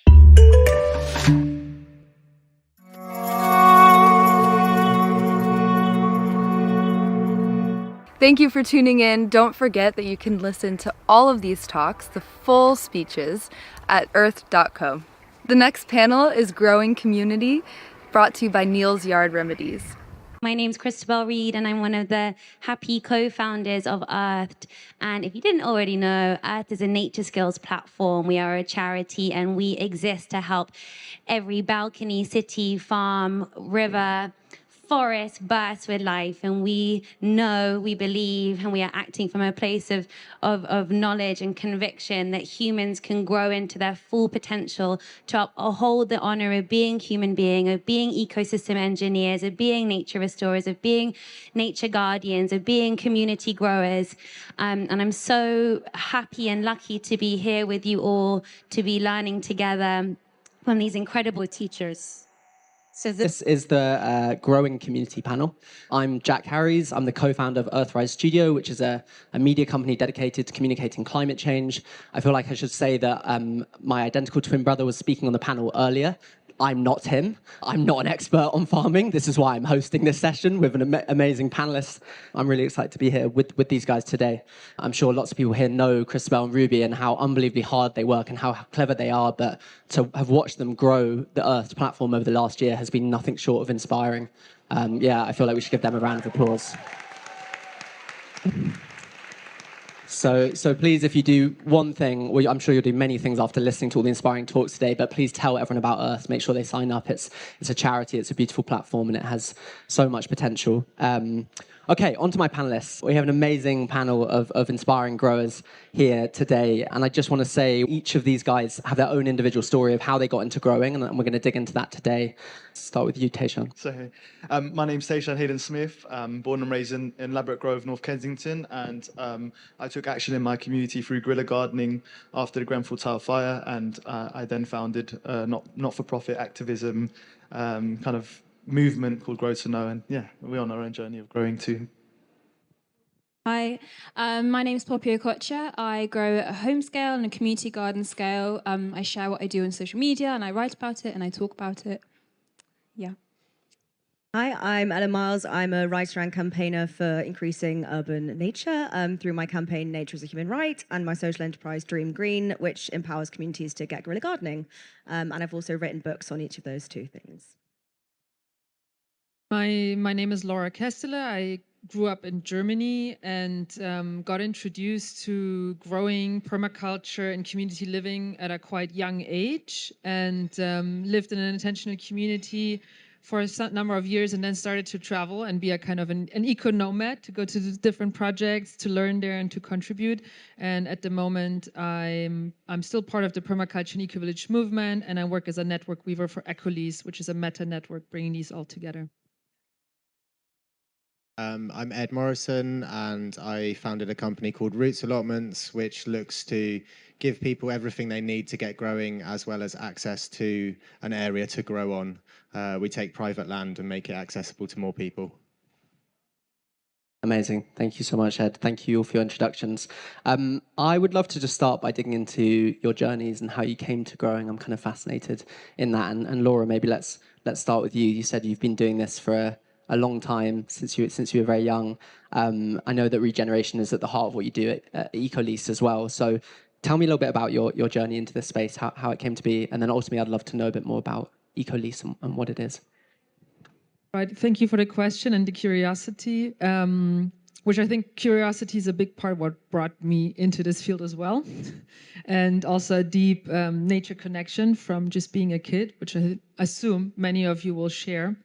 And then also crisis that brought me into this field. So beyond growing up as a kid where I wasn't so aware of all the world issues, which I think is a good thing. Otherwise, eco-anxiety and all of these different challenges would start maybe even earlier. But yes, as a teenager, I got much more aware of all these crises, ecological, social, economic, psychological, cultural, I mean, all of them, like many of you, I'm sure.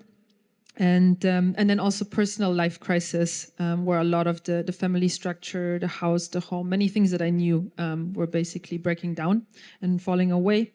And that was then a 2-3 year process, but it brought me to live at the end of that process in an intentional, sustainable community in the south of Germany, where around 15 people decided to live there. It was an old farm, lived there as a community. It was a huge step for me beyond a family that broke down to actually then live in a community, to have that sense of belonging, that social fabric, to have at least a small piece of land where we're growing some food for the community, and to also invite other people that were also on that kind of journey, on that transition, to learn and to share and to exchange. So that was a huge step for me and really bridged all of the feelings and the challenges with something very proactive, something very constructive, something creative, something collaborative that we can really do, even if it's on a small and local scale. And I feel that was a huge inspiration and drive that inspired everything else that I've been doing since then, which is like around 14 years ago now.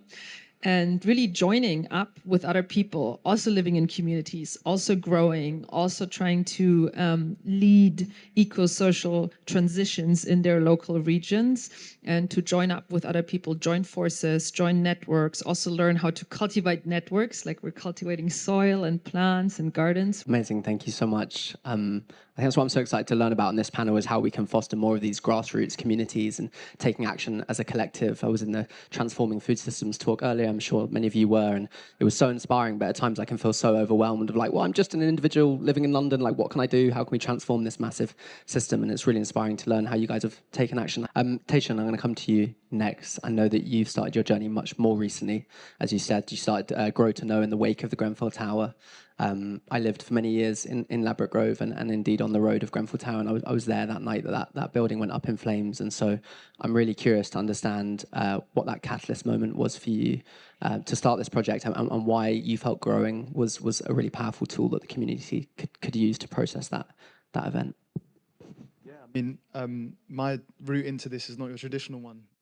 I guess, again, it was kind of like through tragedy, through trauma, through challenges, and I'd say that the garden saved me at a time of need, but like then reflecting on it, because in the moment you're not really thinking like of a plan or a strategy or a solution, you're just responding. And in the moments after Grenfell, there were places where people would congregate and kind of to stand side by side with each other to try and understand what happened. And in those moments, it just so happened that I turned to the garden. Don't ask me why, I have no clue. Well, I have my ideas, and actually my late mother was a massive influence in her adoration and admiration for nature. So my mum was terminally ill from a very young age, and but it kind of really did flip her perspective on life and her outlook on how she was going to raise us as her children. She was a single mum of 4 of us in a council house, and so it was in those moments of chaos where mum would like stop, like me and my 3 younger siblings would be up to mischief, like super naughty. It was a house of chaos, like that's an understatement. But it would be in the moments where mum just would like pause the room and go like, "Can you see the colours in the sunset?" And then like for 10 seconds we'd be quiet, and then like point out the colours, and then we'd get up to our like mischief again. And then she had this thing about like the textures of the trees and the bird song, and like growing up in inner city London in Ladbroke Grove, there's not much, and the stuff that is there, like there is stuff, but when you're in survival mode, you're not really in a place to be appreciating. Like, it's a luxury to engage with nature in that way and to have a relationship with nature. You need time, you need energy, resource, space, and all of these things historically, especially within Ladbroke Grove, when you give context to what happened with Grenfell. Grenfell was one of many injustices, not just in Ladbroke Grove, but in the world. That just goes to show how marginalised communities and people who don't have the, when you look at the inequality and access to green space and access to safe space and beautiful space in the borough, like you look at South Kensington, they got the front gardens, the back gardens, the private squares, the rooftop gardens. They've got everything they need to be present, to be in the moment, to have a relationship with nature. And I found that I was kind of like growing up. If I didn't have my mum, I wouldn't see the world in that way. So I very much put it down to my mum's influence on me. And then it was just at a time when, when Grenfell happened, and we obviously lost 72 people's lives, because of neglect. And it made me think about, it made me ask some serious questions of myself at the time. And I've got 2 young children who are in the audience here. And it kind of really does give me context, give you a different way of looking at things. And it's like what is my purpose? Like, where do I fit into this? The sense of place and the sense of kind of agency in your community. So yeah, Grow to Know is almost like a vehicle in which we can implement that change in the triangle of education, community, and design. And it's taken a few years of experimentation and collaboration and piloting things and not having a clue what I'm doing. But there's beauty in that as well, because you don't know where you're going. So things don't go to plan, but then you learn a lot from that. And it's a creative process. I think it can be joyful and really positive and happy, because there's a lot of, like you said, eco-anxiety, and actually we need to try and captivate the minds of young people to go, yeah, this is cool to be involved in. This is something that I feel a place in. Beautiful. And yeah, definitely give that a round of applause. Ellen, I'm going to come on to you next. You founded Nature as a Human Right, which is an organisation I'd love to know more about. You're also a passionate guerrilla gardener. I love this term of guerrilla gardening, and I want to dig more into that. So maybe tell me a little bit more about your organisation, and maybe define guerrilla gardening. I'm sure we're a well-educated audience here, but yeah, let's unpack that a little bit. So Nature as a Human Right is a campaign I started in 2020 in response to the lockdowns and the huge disparities in access to nature that we saw at the time. It's interesting that a lot of our kind of journeys into growing seem to have come out of some kind of trauma or collective need, and it was very much a case that my local park had been closed, and around me there was millions of people without gardens, and we all intuitively at that time knew that we needed green spaces for our minds, for our bodies, and so I think I just thought it should be a human right to access these spaces. And so I was like, oh no, it really should be. Okay, I'll start a campaign to make it. And so that's kind of an ongoing thing. Poppy was actually one of the first ambassadors for the campaign. And it's been, I've spoken to the United Nations envoy for human rights and the environment. They brought in the right to a healthy environment, so we were kind of discussing bringing in the right to nature as well. And I'm still running Nature as a Human Right, but kind of what happened on that journey was that I realized it was a very long-term, very top-down goal, and I wanted to see more tangible, more immediate impact in my neighborhoods. And I was actually working for a council at the time, not my council, I was working for Ealing Council. And through that, I kind of realized, and through trying to contact my own council, I realized that they have challenges, they have resource limitations, they're quite risk averse, because if they misstep a tiny step, there's going to be some kind of real dogged person kind of coming after them.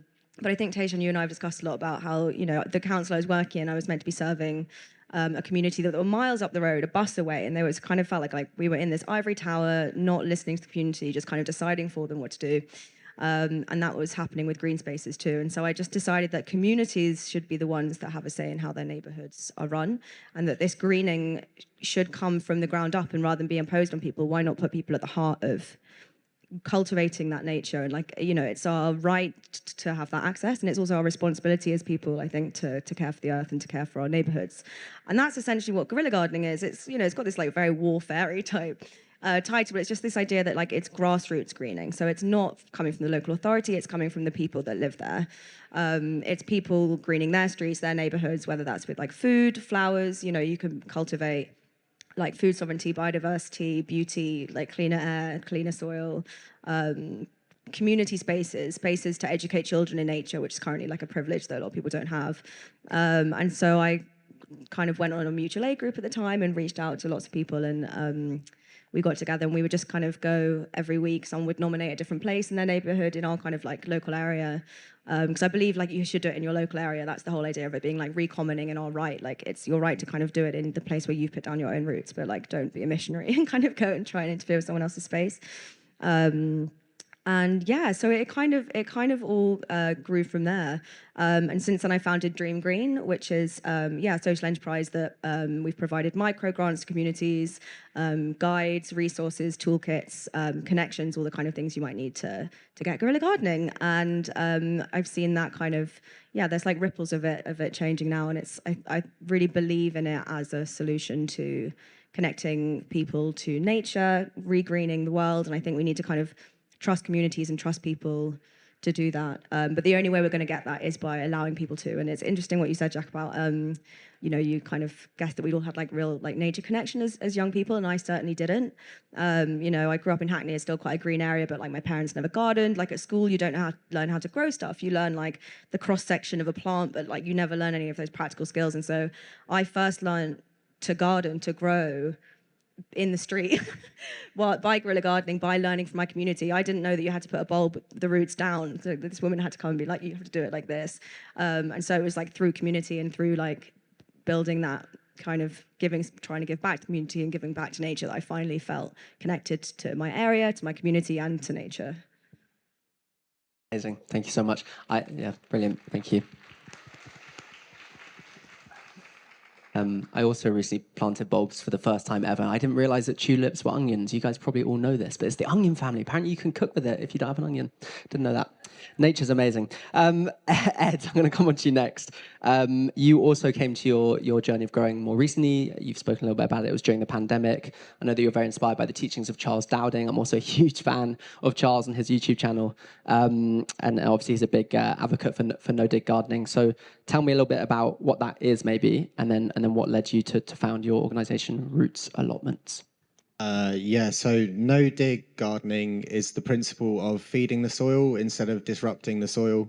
You pretty much put a layer of cardboard on the ground and then anything from 2 inches to 10 inches of compost on top of it, and you plant straight into it. And then all of the microbes and the worms that do the good things in the soil, so they transfer all the nutrients and minerals into a bioavailable state for plants to absorb.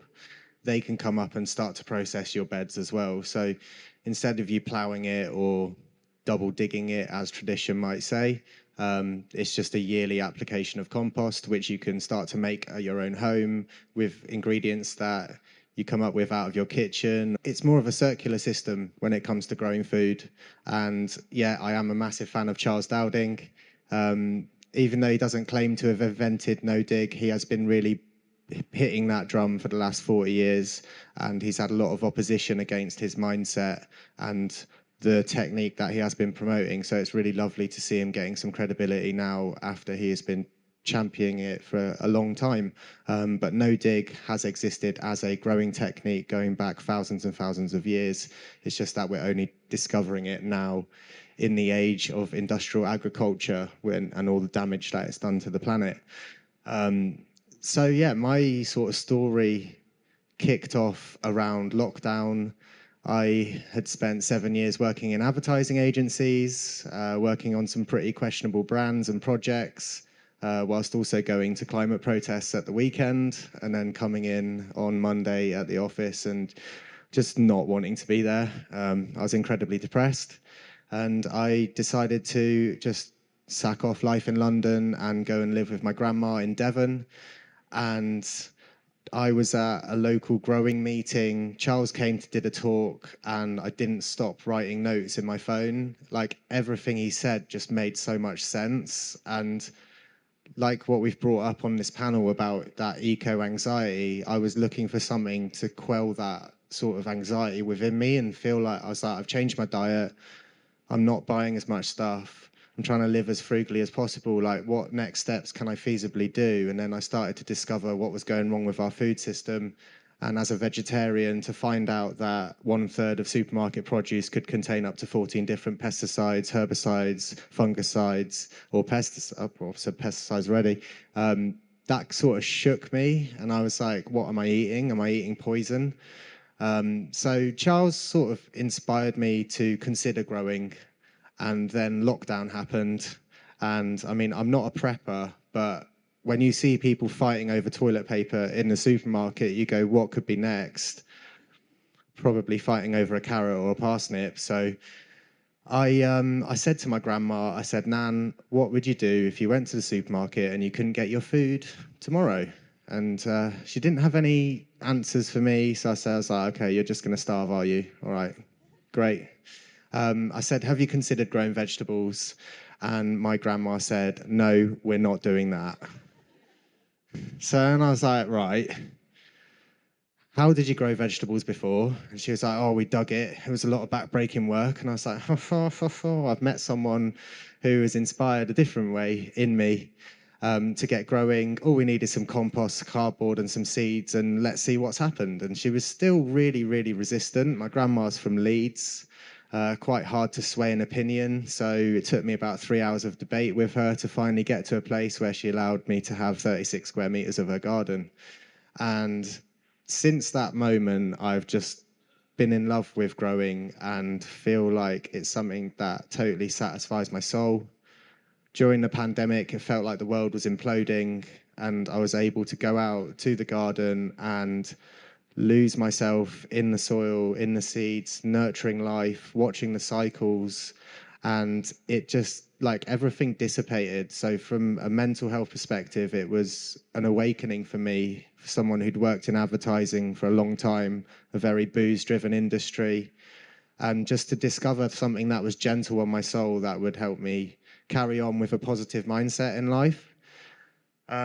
So I grew for the whole of the lockdown pandemic, and then I finally decided that I had to move back to London to try and make some money. I don't know if anyone knows about East Devon, but the only industry you can work in is tourism or hospitality, which I did my time in when I was a teenager.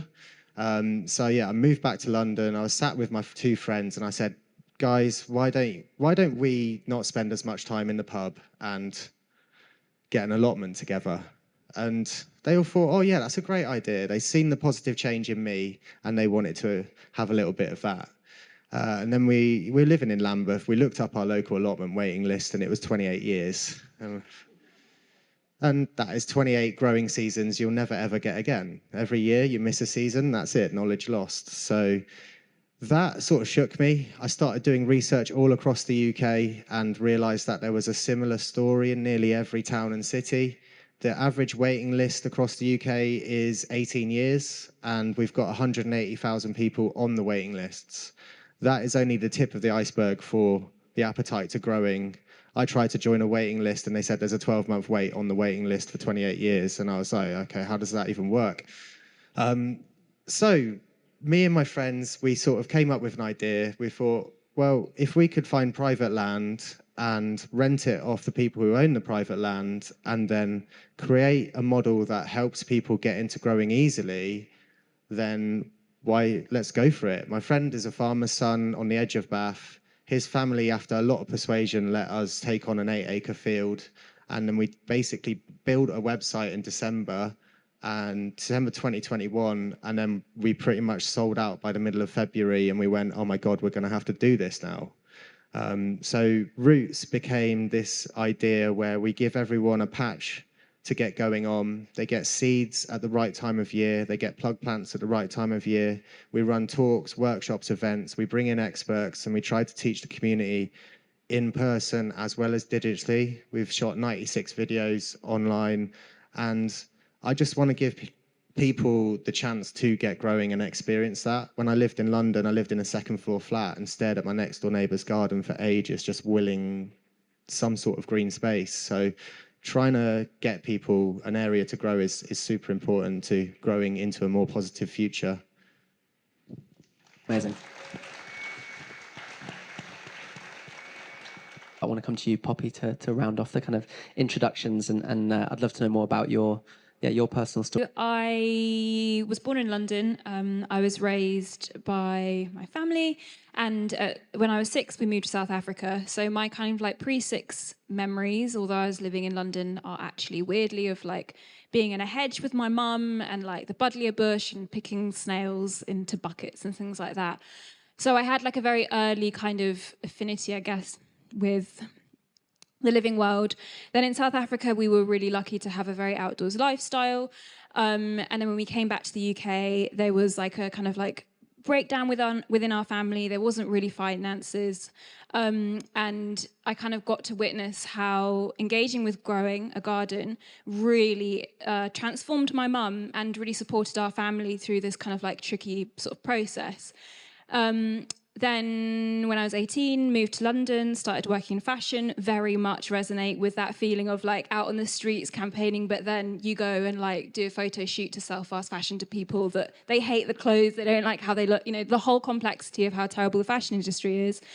So I was like, okay, what can I do that will help create a better world? I was understanding more about the climate crisis. I was understanding more about how the industrial fashion industry was impacting me as an individual and as other individuals in the world. And I wanted to do something that could kind of be a medicine, both for myself and for, I guess, a global community, if I could say that, I don't know, for people around me.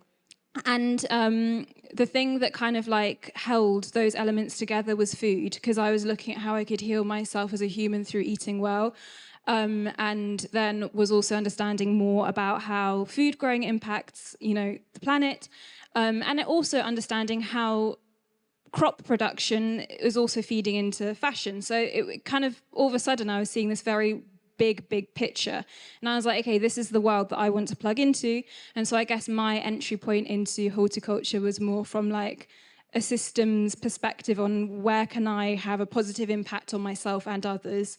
And so then I kind of trained in permaculture. And so again, my perspective is less kind of like beautiful displays and more systemic. And then, so I was doing that a bit by myself, and then eventually moved to Devon and now work co-running a community garden there outside town, where we really focus on trying to bring connection not just between people, but also between like the non-human community. So we're about trying to create community in many different ways, like stacking, I guess. So there's the interpersonal stuff, then there's like the relationship with land, the relationship with wildlife, relationship with food, all these different types of community that we try to engage with through what we do now. And then I also do community, I guess, through social media, reaching like lots of different people and hopefully inspiring people to consider an alternative worldview, let's say. Amazing. Thank you, Poppy. Amazing. Okay, cool. I loved hearing all of your stories and how you've come to these points in your life. It feels like we're in a fascinating point in history, right? We know that we need these much more localized, decentralized food systems. We all know that a greater connection to nature is not only good for the environment, but as we've talked about on the panel, great for our mental health as well. And we're a generation that are really, you know, we're having a mental health crisis, and it's a hugely important solution. It does feel like there's a new sort of generation of growers that are coming forward, and indeed you guys are representative of them, and I know there's a bunch here today as well. Thank you, Jack.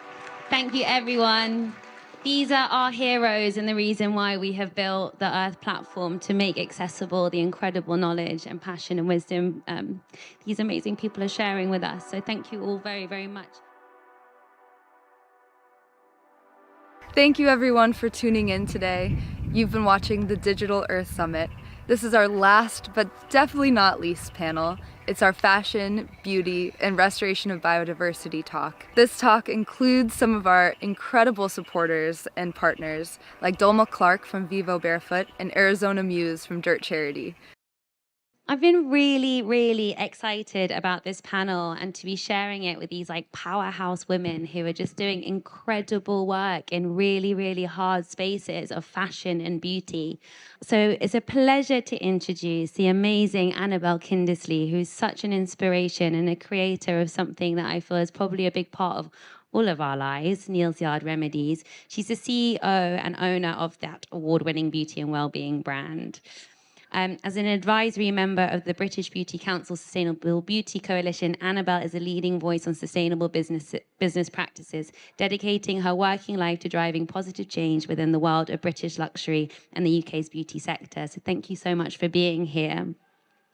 We also have Dorma Clark in the middle, and Dorma is the strategic partnerships lead at Vivo Barefoot, which I feel you do a lot more than that, but not that that's not already a big job, but yeah, Dorma does a lot of incredible work.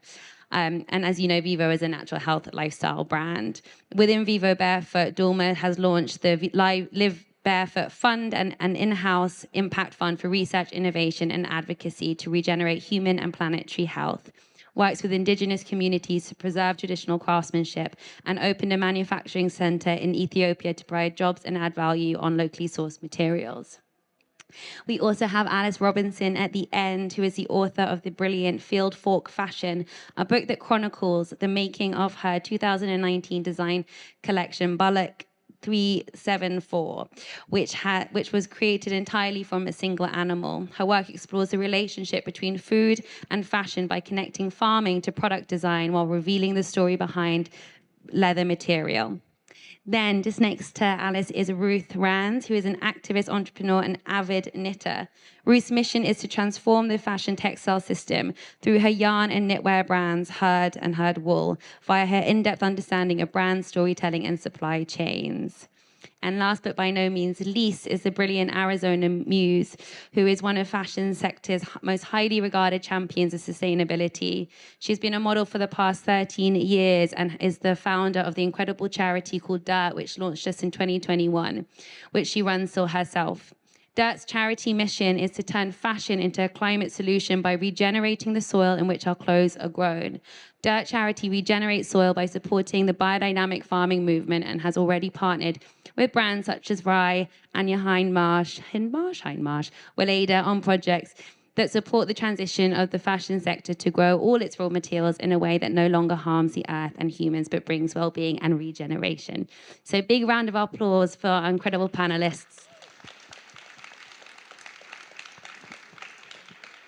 So I would love to start with a question about why you do this work, because it would be really easy to take the other path in the fashion and beauty industry, like especially Arizona, almost like being a model, like you must be like having to turn down a lot of big jobs. I mean, everyone is really going against the grain in an industry that is like really pushing you towards mass consumerism, towards unconscious products, towards sourcing your materials unethically.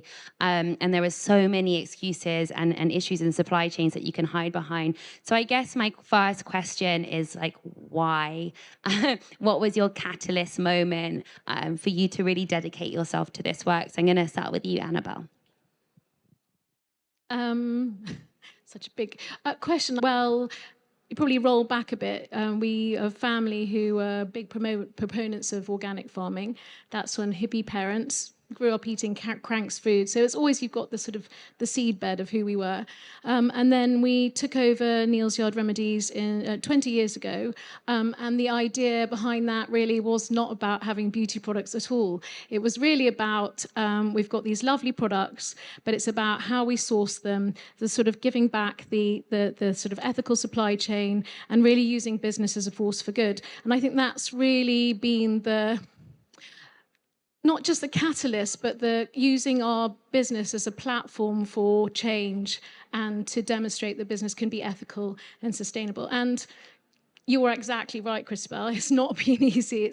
It's going against the grain for the last 20 years, turning left when you should turn right to get more profit.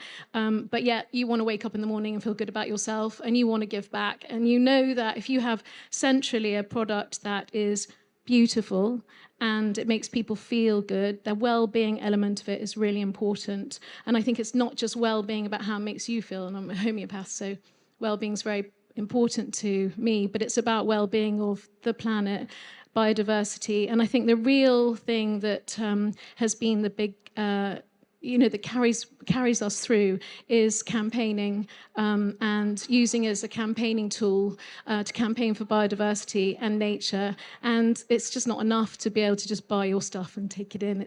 It's about where does that come from and the impact it has on the planet that you're around. And so having a coalition of businesses and standing up and asking the government, there's so much. But yeah, that's what keeps me going. And yeah, Neil's Yard Remedies are lovely wild rose beauty balms, and all those things are the Trojan horse. Amazing. And I love your like non-competitive attitude within what seems to be quite a competitive industry, where you really want to be supporting and bringing together all the brands so that you can be campaigning and stronger together. Arizona, what was like your catalyst moment, or what kind of keeps you going in this incredible but no doubt challenging work? For me, first of all, thank you so much for doing this conference. Thank you, Christabel, and thank you, Ruby, to your sister as well. This is amazing. What you've done today is so good, such a high standard of knowledge, such a high standard of truth-telling, so thank you. I'm really enjoying every single minute. My answer to that question is, I wouldn't be doing the activism that I'm doing now if I didn't know what I know about the fashion industry, about supply chains, about climate. And I think knowledge is really the answer. I was a model for 6 years before I became an activist. And that was just because I didn't know anything about the fashion industry. I didn't know, in spite of being lucky, and I had a great career that went really well, really fast. So I was working with the highest level fashion labels in all the major cities of the world and shooting with the best photographers and working with the biggest designers. Nobody was talking about the fashion supply chain. No one knew. I would have carried on that way, probably, had I not started to learn about the exploitation and about the environmental degradation and about the cruelty. And as soon as I started learning, I wanted to change everything. So I really think we still need to keep going with education, because once we understand where our clothes come from and what is really happening to get them into our wardrobes, it makes you not want them anymore. And it makes you want to change the way they are produced. Thank you, Arizona. Dulma, what is driving you, and what is the vision that you and also Viva Barefoot are like trying to overcome? Like, what is the mission that you're on? Hey, hi. I just got distracted because my kids just walked into the room, and I feel I'm under a lot of pressure now. Okay, so it's a family business. So many of you just heard a presentation by Galahad. We're on a mission to reconnect people to nature and human natural potential, starting from feet in the literal sense. You take the shoes off, connect to the earth, but there is a bigger picture question around well-being. Hence, we're working with you. We're like trying to build this coalition of like-minded 360 organizations, how we can create this as much as possible access for people, as simple as possible, to connect to their well-being and natural health, and then be healthy from feet, gut, to mind, to like community around you. And then if we can be healthy in our body and mind, like surely we can be a way better participants in the community around you. Like we can be really, good to nature. Like there's bigger picture question around reconnection to nature. We are nature, nature is us. This is what we talk about a lot, and with like how do we embrace it? So that's what we're working on now, and that covers the indigenous projects that we run, covers all the materials innovations that we do, all the B Corp communities that we're building. I'm originally a human rights lawyer. I was with the UN and did a lot of work with charities and philanthropic funds, and then more I learned about like what are these sustainable systems. Yeah, like, and business was super fascinating to me, because when I was a student at LSE, I had this kind of almost by good lucky circumstances ended up at the lecture of Dr. Mohammed Yunus. And that was the first time when I go, wow, this is actually totally makes sense, and how you can create kind of this more organic, natural system, but also not going too far away from what we have already. So how we can improve it. So I'll stop there. Thank you. And Ruth, what is the vision that is driving you, but like both in the sort of in the destruction that you are trying to transform and move away from, and the vision of where you want to be headed towards with Herd and all your brilliant work? Thank you. I guess the catalyst moment for me, there were two like real moments that sort of I can pinpoint on the journey to establishing Herd that really formed what it was. And the first one, I was living in America. I was living in California.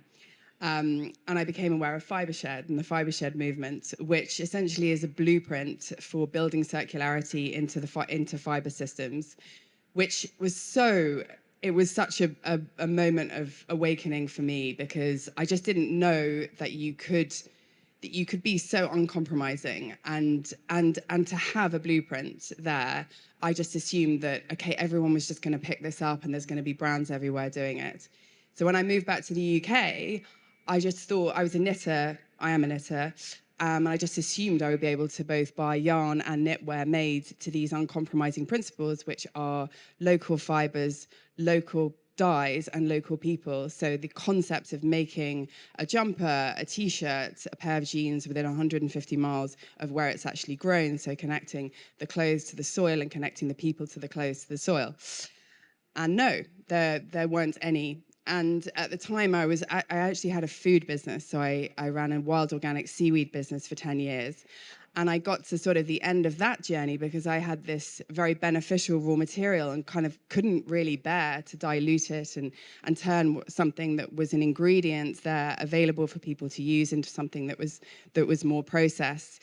So FiberShed was and remains one of the sort of guiding principles behind Herd.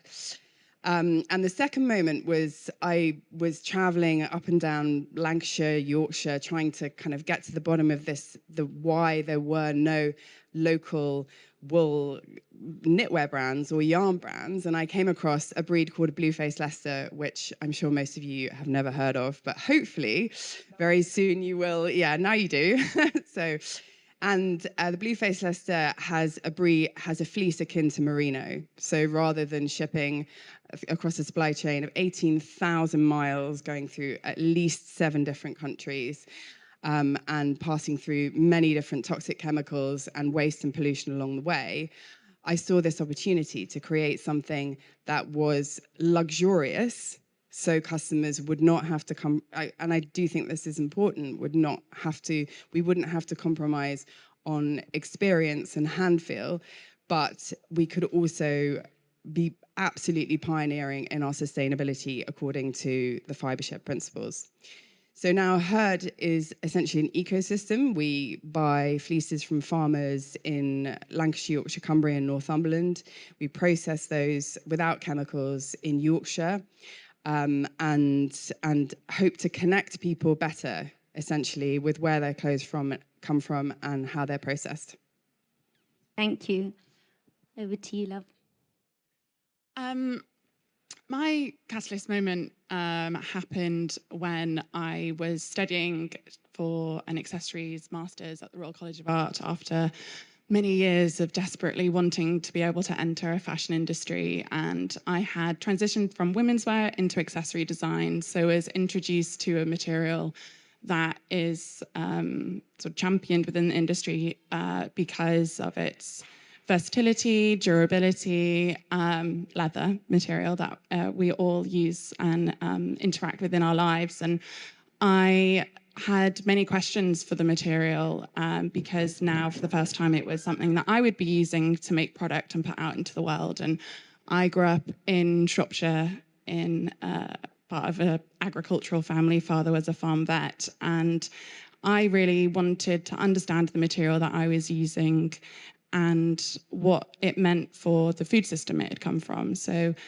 I went to many leather wholesalers and spoke to many leather workers and to tanneries to ask, where does this raw material come from? Sort of how has your leather been made, and what farm has it been produced by? the hide, that is. Quite now, questions I realise are naive because the complexity and the globalisation of the leather industry is so vast. And I saw that disconnect as such an exciting opportunity to really be able to understand this material as a product that could come from agriculture and could be connected to landscapes and communities of people that are wanting to produce food and steward land in a way that could be a part of a fashion industry and vision for fashion. And because I didn't have any of those answers, I didn't know what that material looked like. I didn't know what type of leather comes from a longhorn cattle that has been reared outdoors its entire life on perhaps the Nep estate. What does that look like? What does that skin look like when it's turned into a shoe? Can it become a shoe? What processing facilities would I need to be able to work with in order to really understand where I sat as a designer in this very long chain of events? So really understanding I knew nothing was a catalyst to try to collaborate and learn more. Thank you all so much. It's so inspiring to hear like all the diversity of catalyst moments and all the different expressions of solutions to biodiversity and to ecosystem restoration. And by that I mean also not just like active restoration, but preventing further ecosystems from being degraded, which is an essential part of ecosystem restoration. Just thank you to this incredible panel. I think I'm really happy that we've kind of ended with a panel that's like looking more like at business and industry, because you know, Earth is about galvanizing like peer-driven, mass-mobilized people, like everyday people, to be able to participate in ecosystem restoration. But equally, like, it's just incredible that like there are these amazing businesses, and also, you know, Dulma and Annabelle, businesses that are like really, you know, big and established now and thriving, as well as like smaller businesses that are coming up and like doing incredible innovation and like really flipping the narrative about where our products come from and how we can be working with the people who are producing with real respect and value and community and honor of the human spirit and of the more than human as well. So just like deeply grateful to you all. Thank you so much, Arizona. Thank you so much for all the work that you're doing in reweaving people back through story. And yeah, I really invite everyone to just learn more about these incredible organizations, because as I was saying before, we didn't get time to go into like the actual stories about the incredible farmers and people that everyone's working with. So yeah, big round of applause for the panel, please.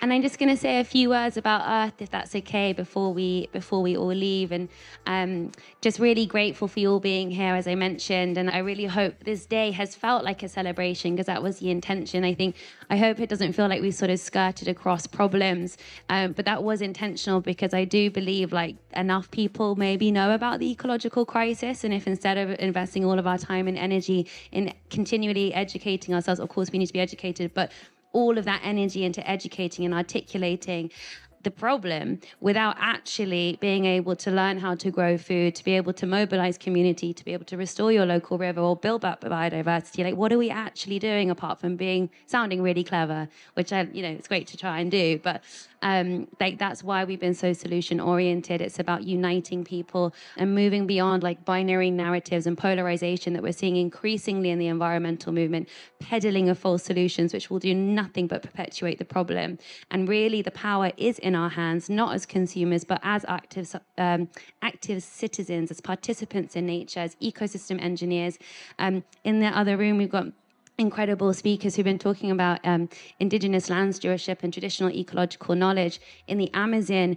The reason why it's been found out to be so biodiverse and fertile isn't because of absence of humans. It's because for millennia there have been millions of indigenous people in thousands or tens of thousands of communities or hundreds of thousands of communities who were doing agriculture. And you can compare that with the narrative that we have today in mainstream media of get farmers off the land. It's all the farmers' fault, start producing food vertically, which would only play into the hands of corporations more and more. Like, this is just all a system problem, which like is a big thing, but also systems are constantly evolving and changing. Like they're not stuck. Everything is in constant flux and movement and motion. And so I think there is so much opportunity if we realize that we can take power into our own hands. We can learn together. We can act together. We can literally grow together. And Earth is a charity that exists to do exactly that. So please check out all the courses if you haven't already. Thank you to the 42 incredible speakers who've been with us today. Thank you to the incredible founding partners, Pharmacy Viva Barefoot and Neil's Yard Remedies. Thank you to Joseph Rowntree Foundation. Yeah, there's such an incredible web and constellation behind Earth, and we're just at the beginning of our journey. Just really invite you into that constellation so we can do it together. Thank you, everyone.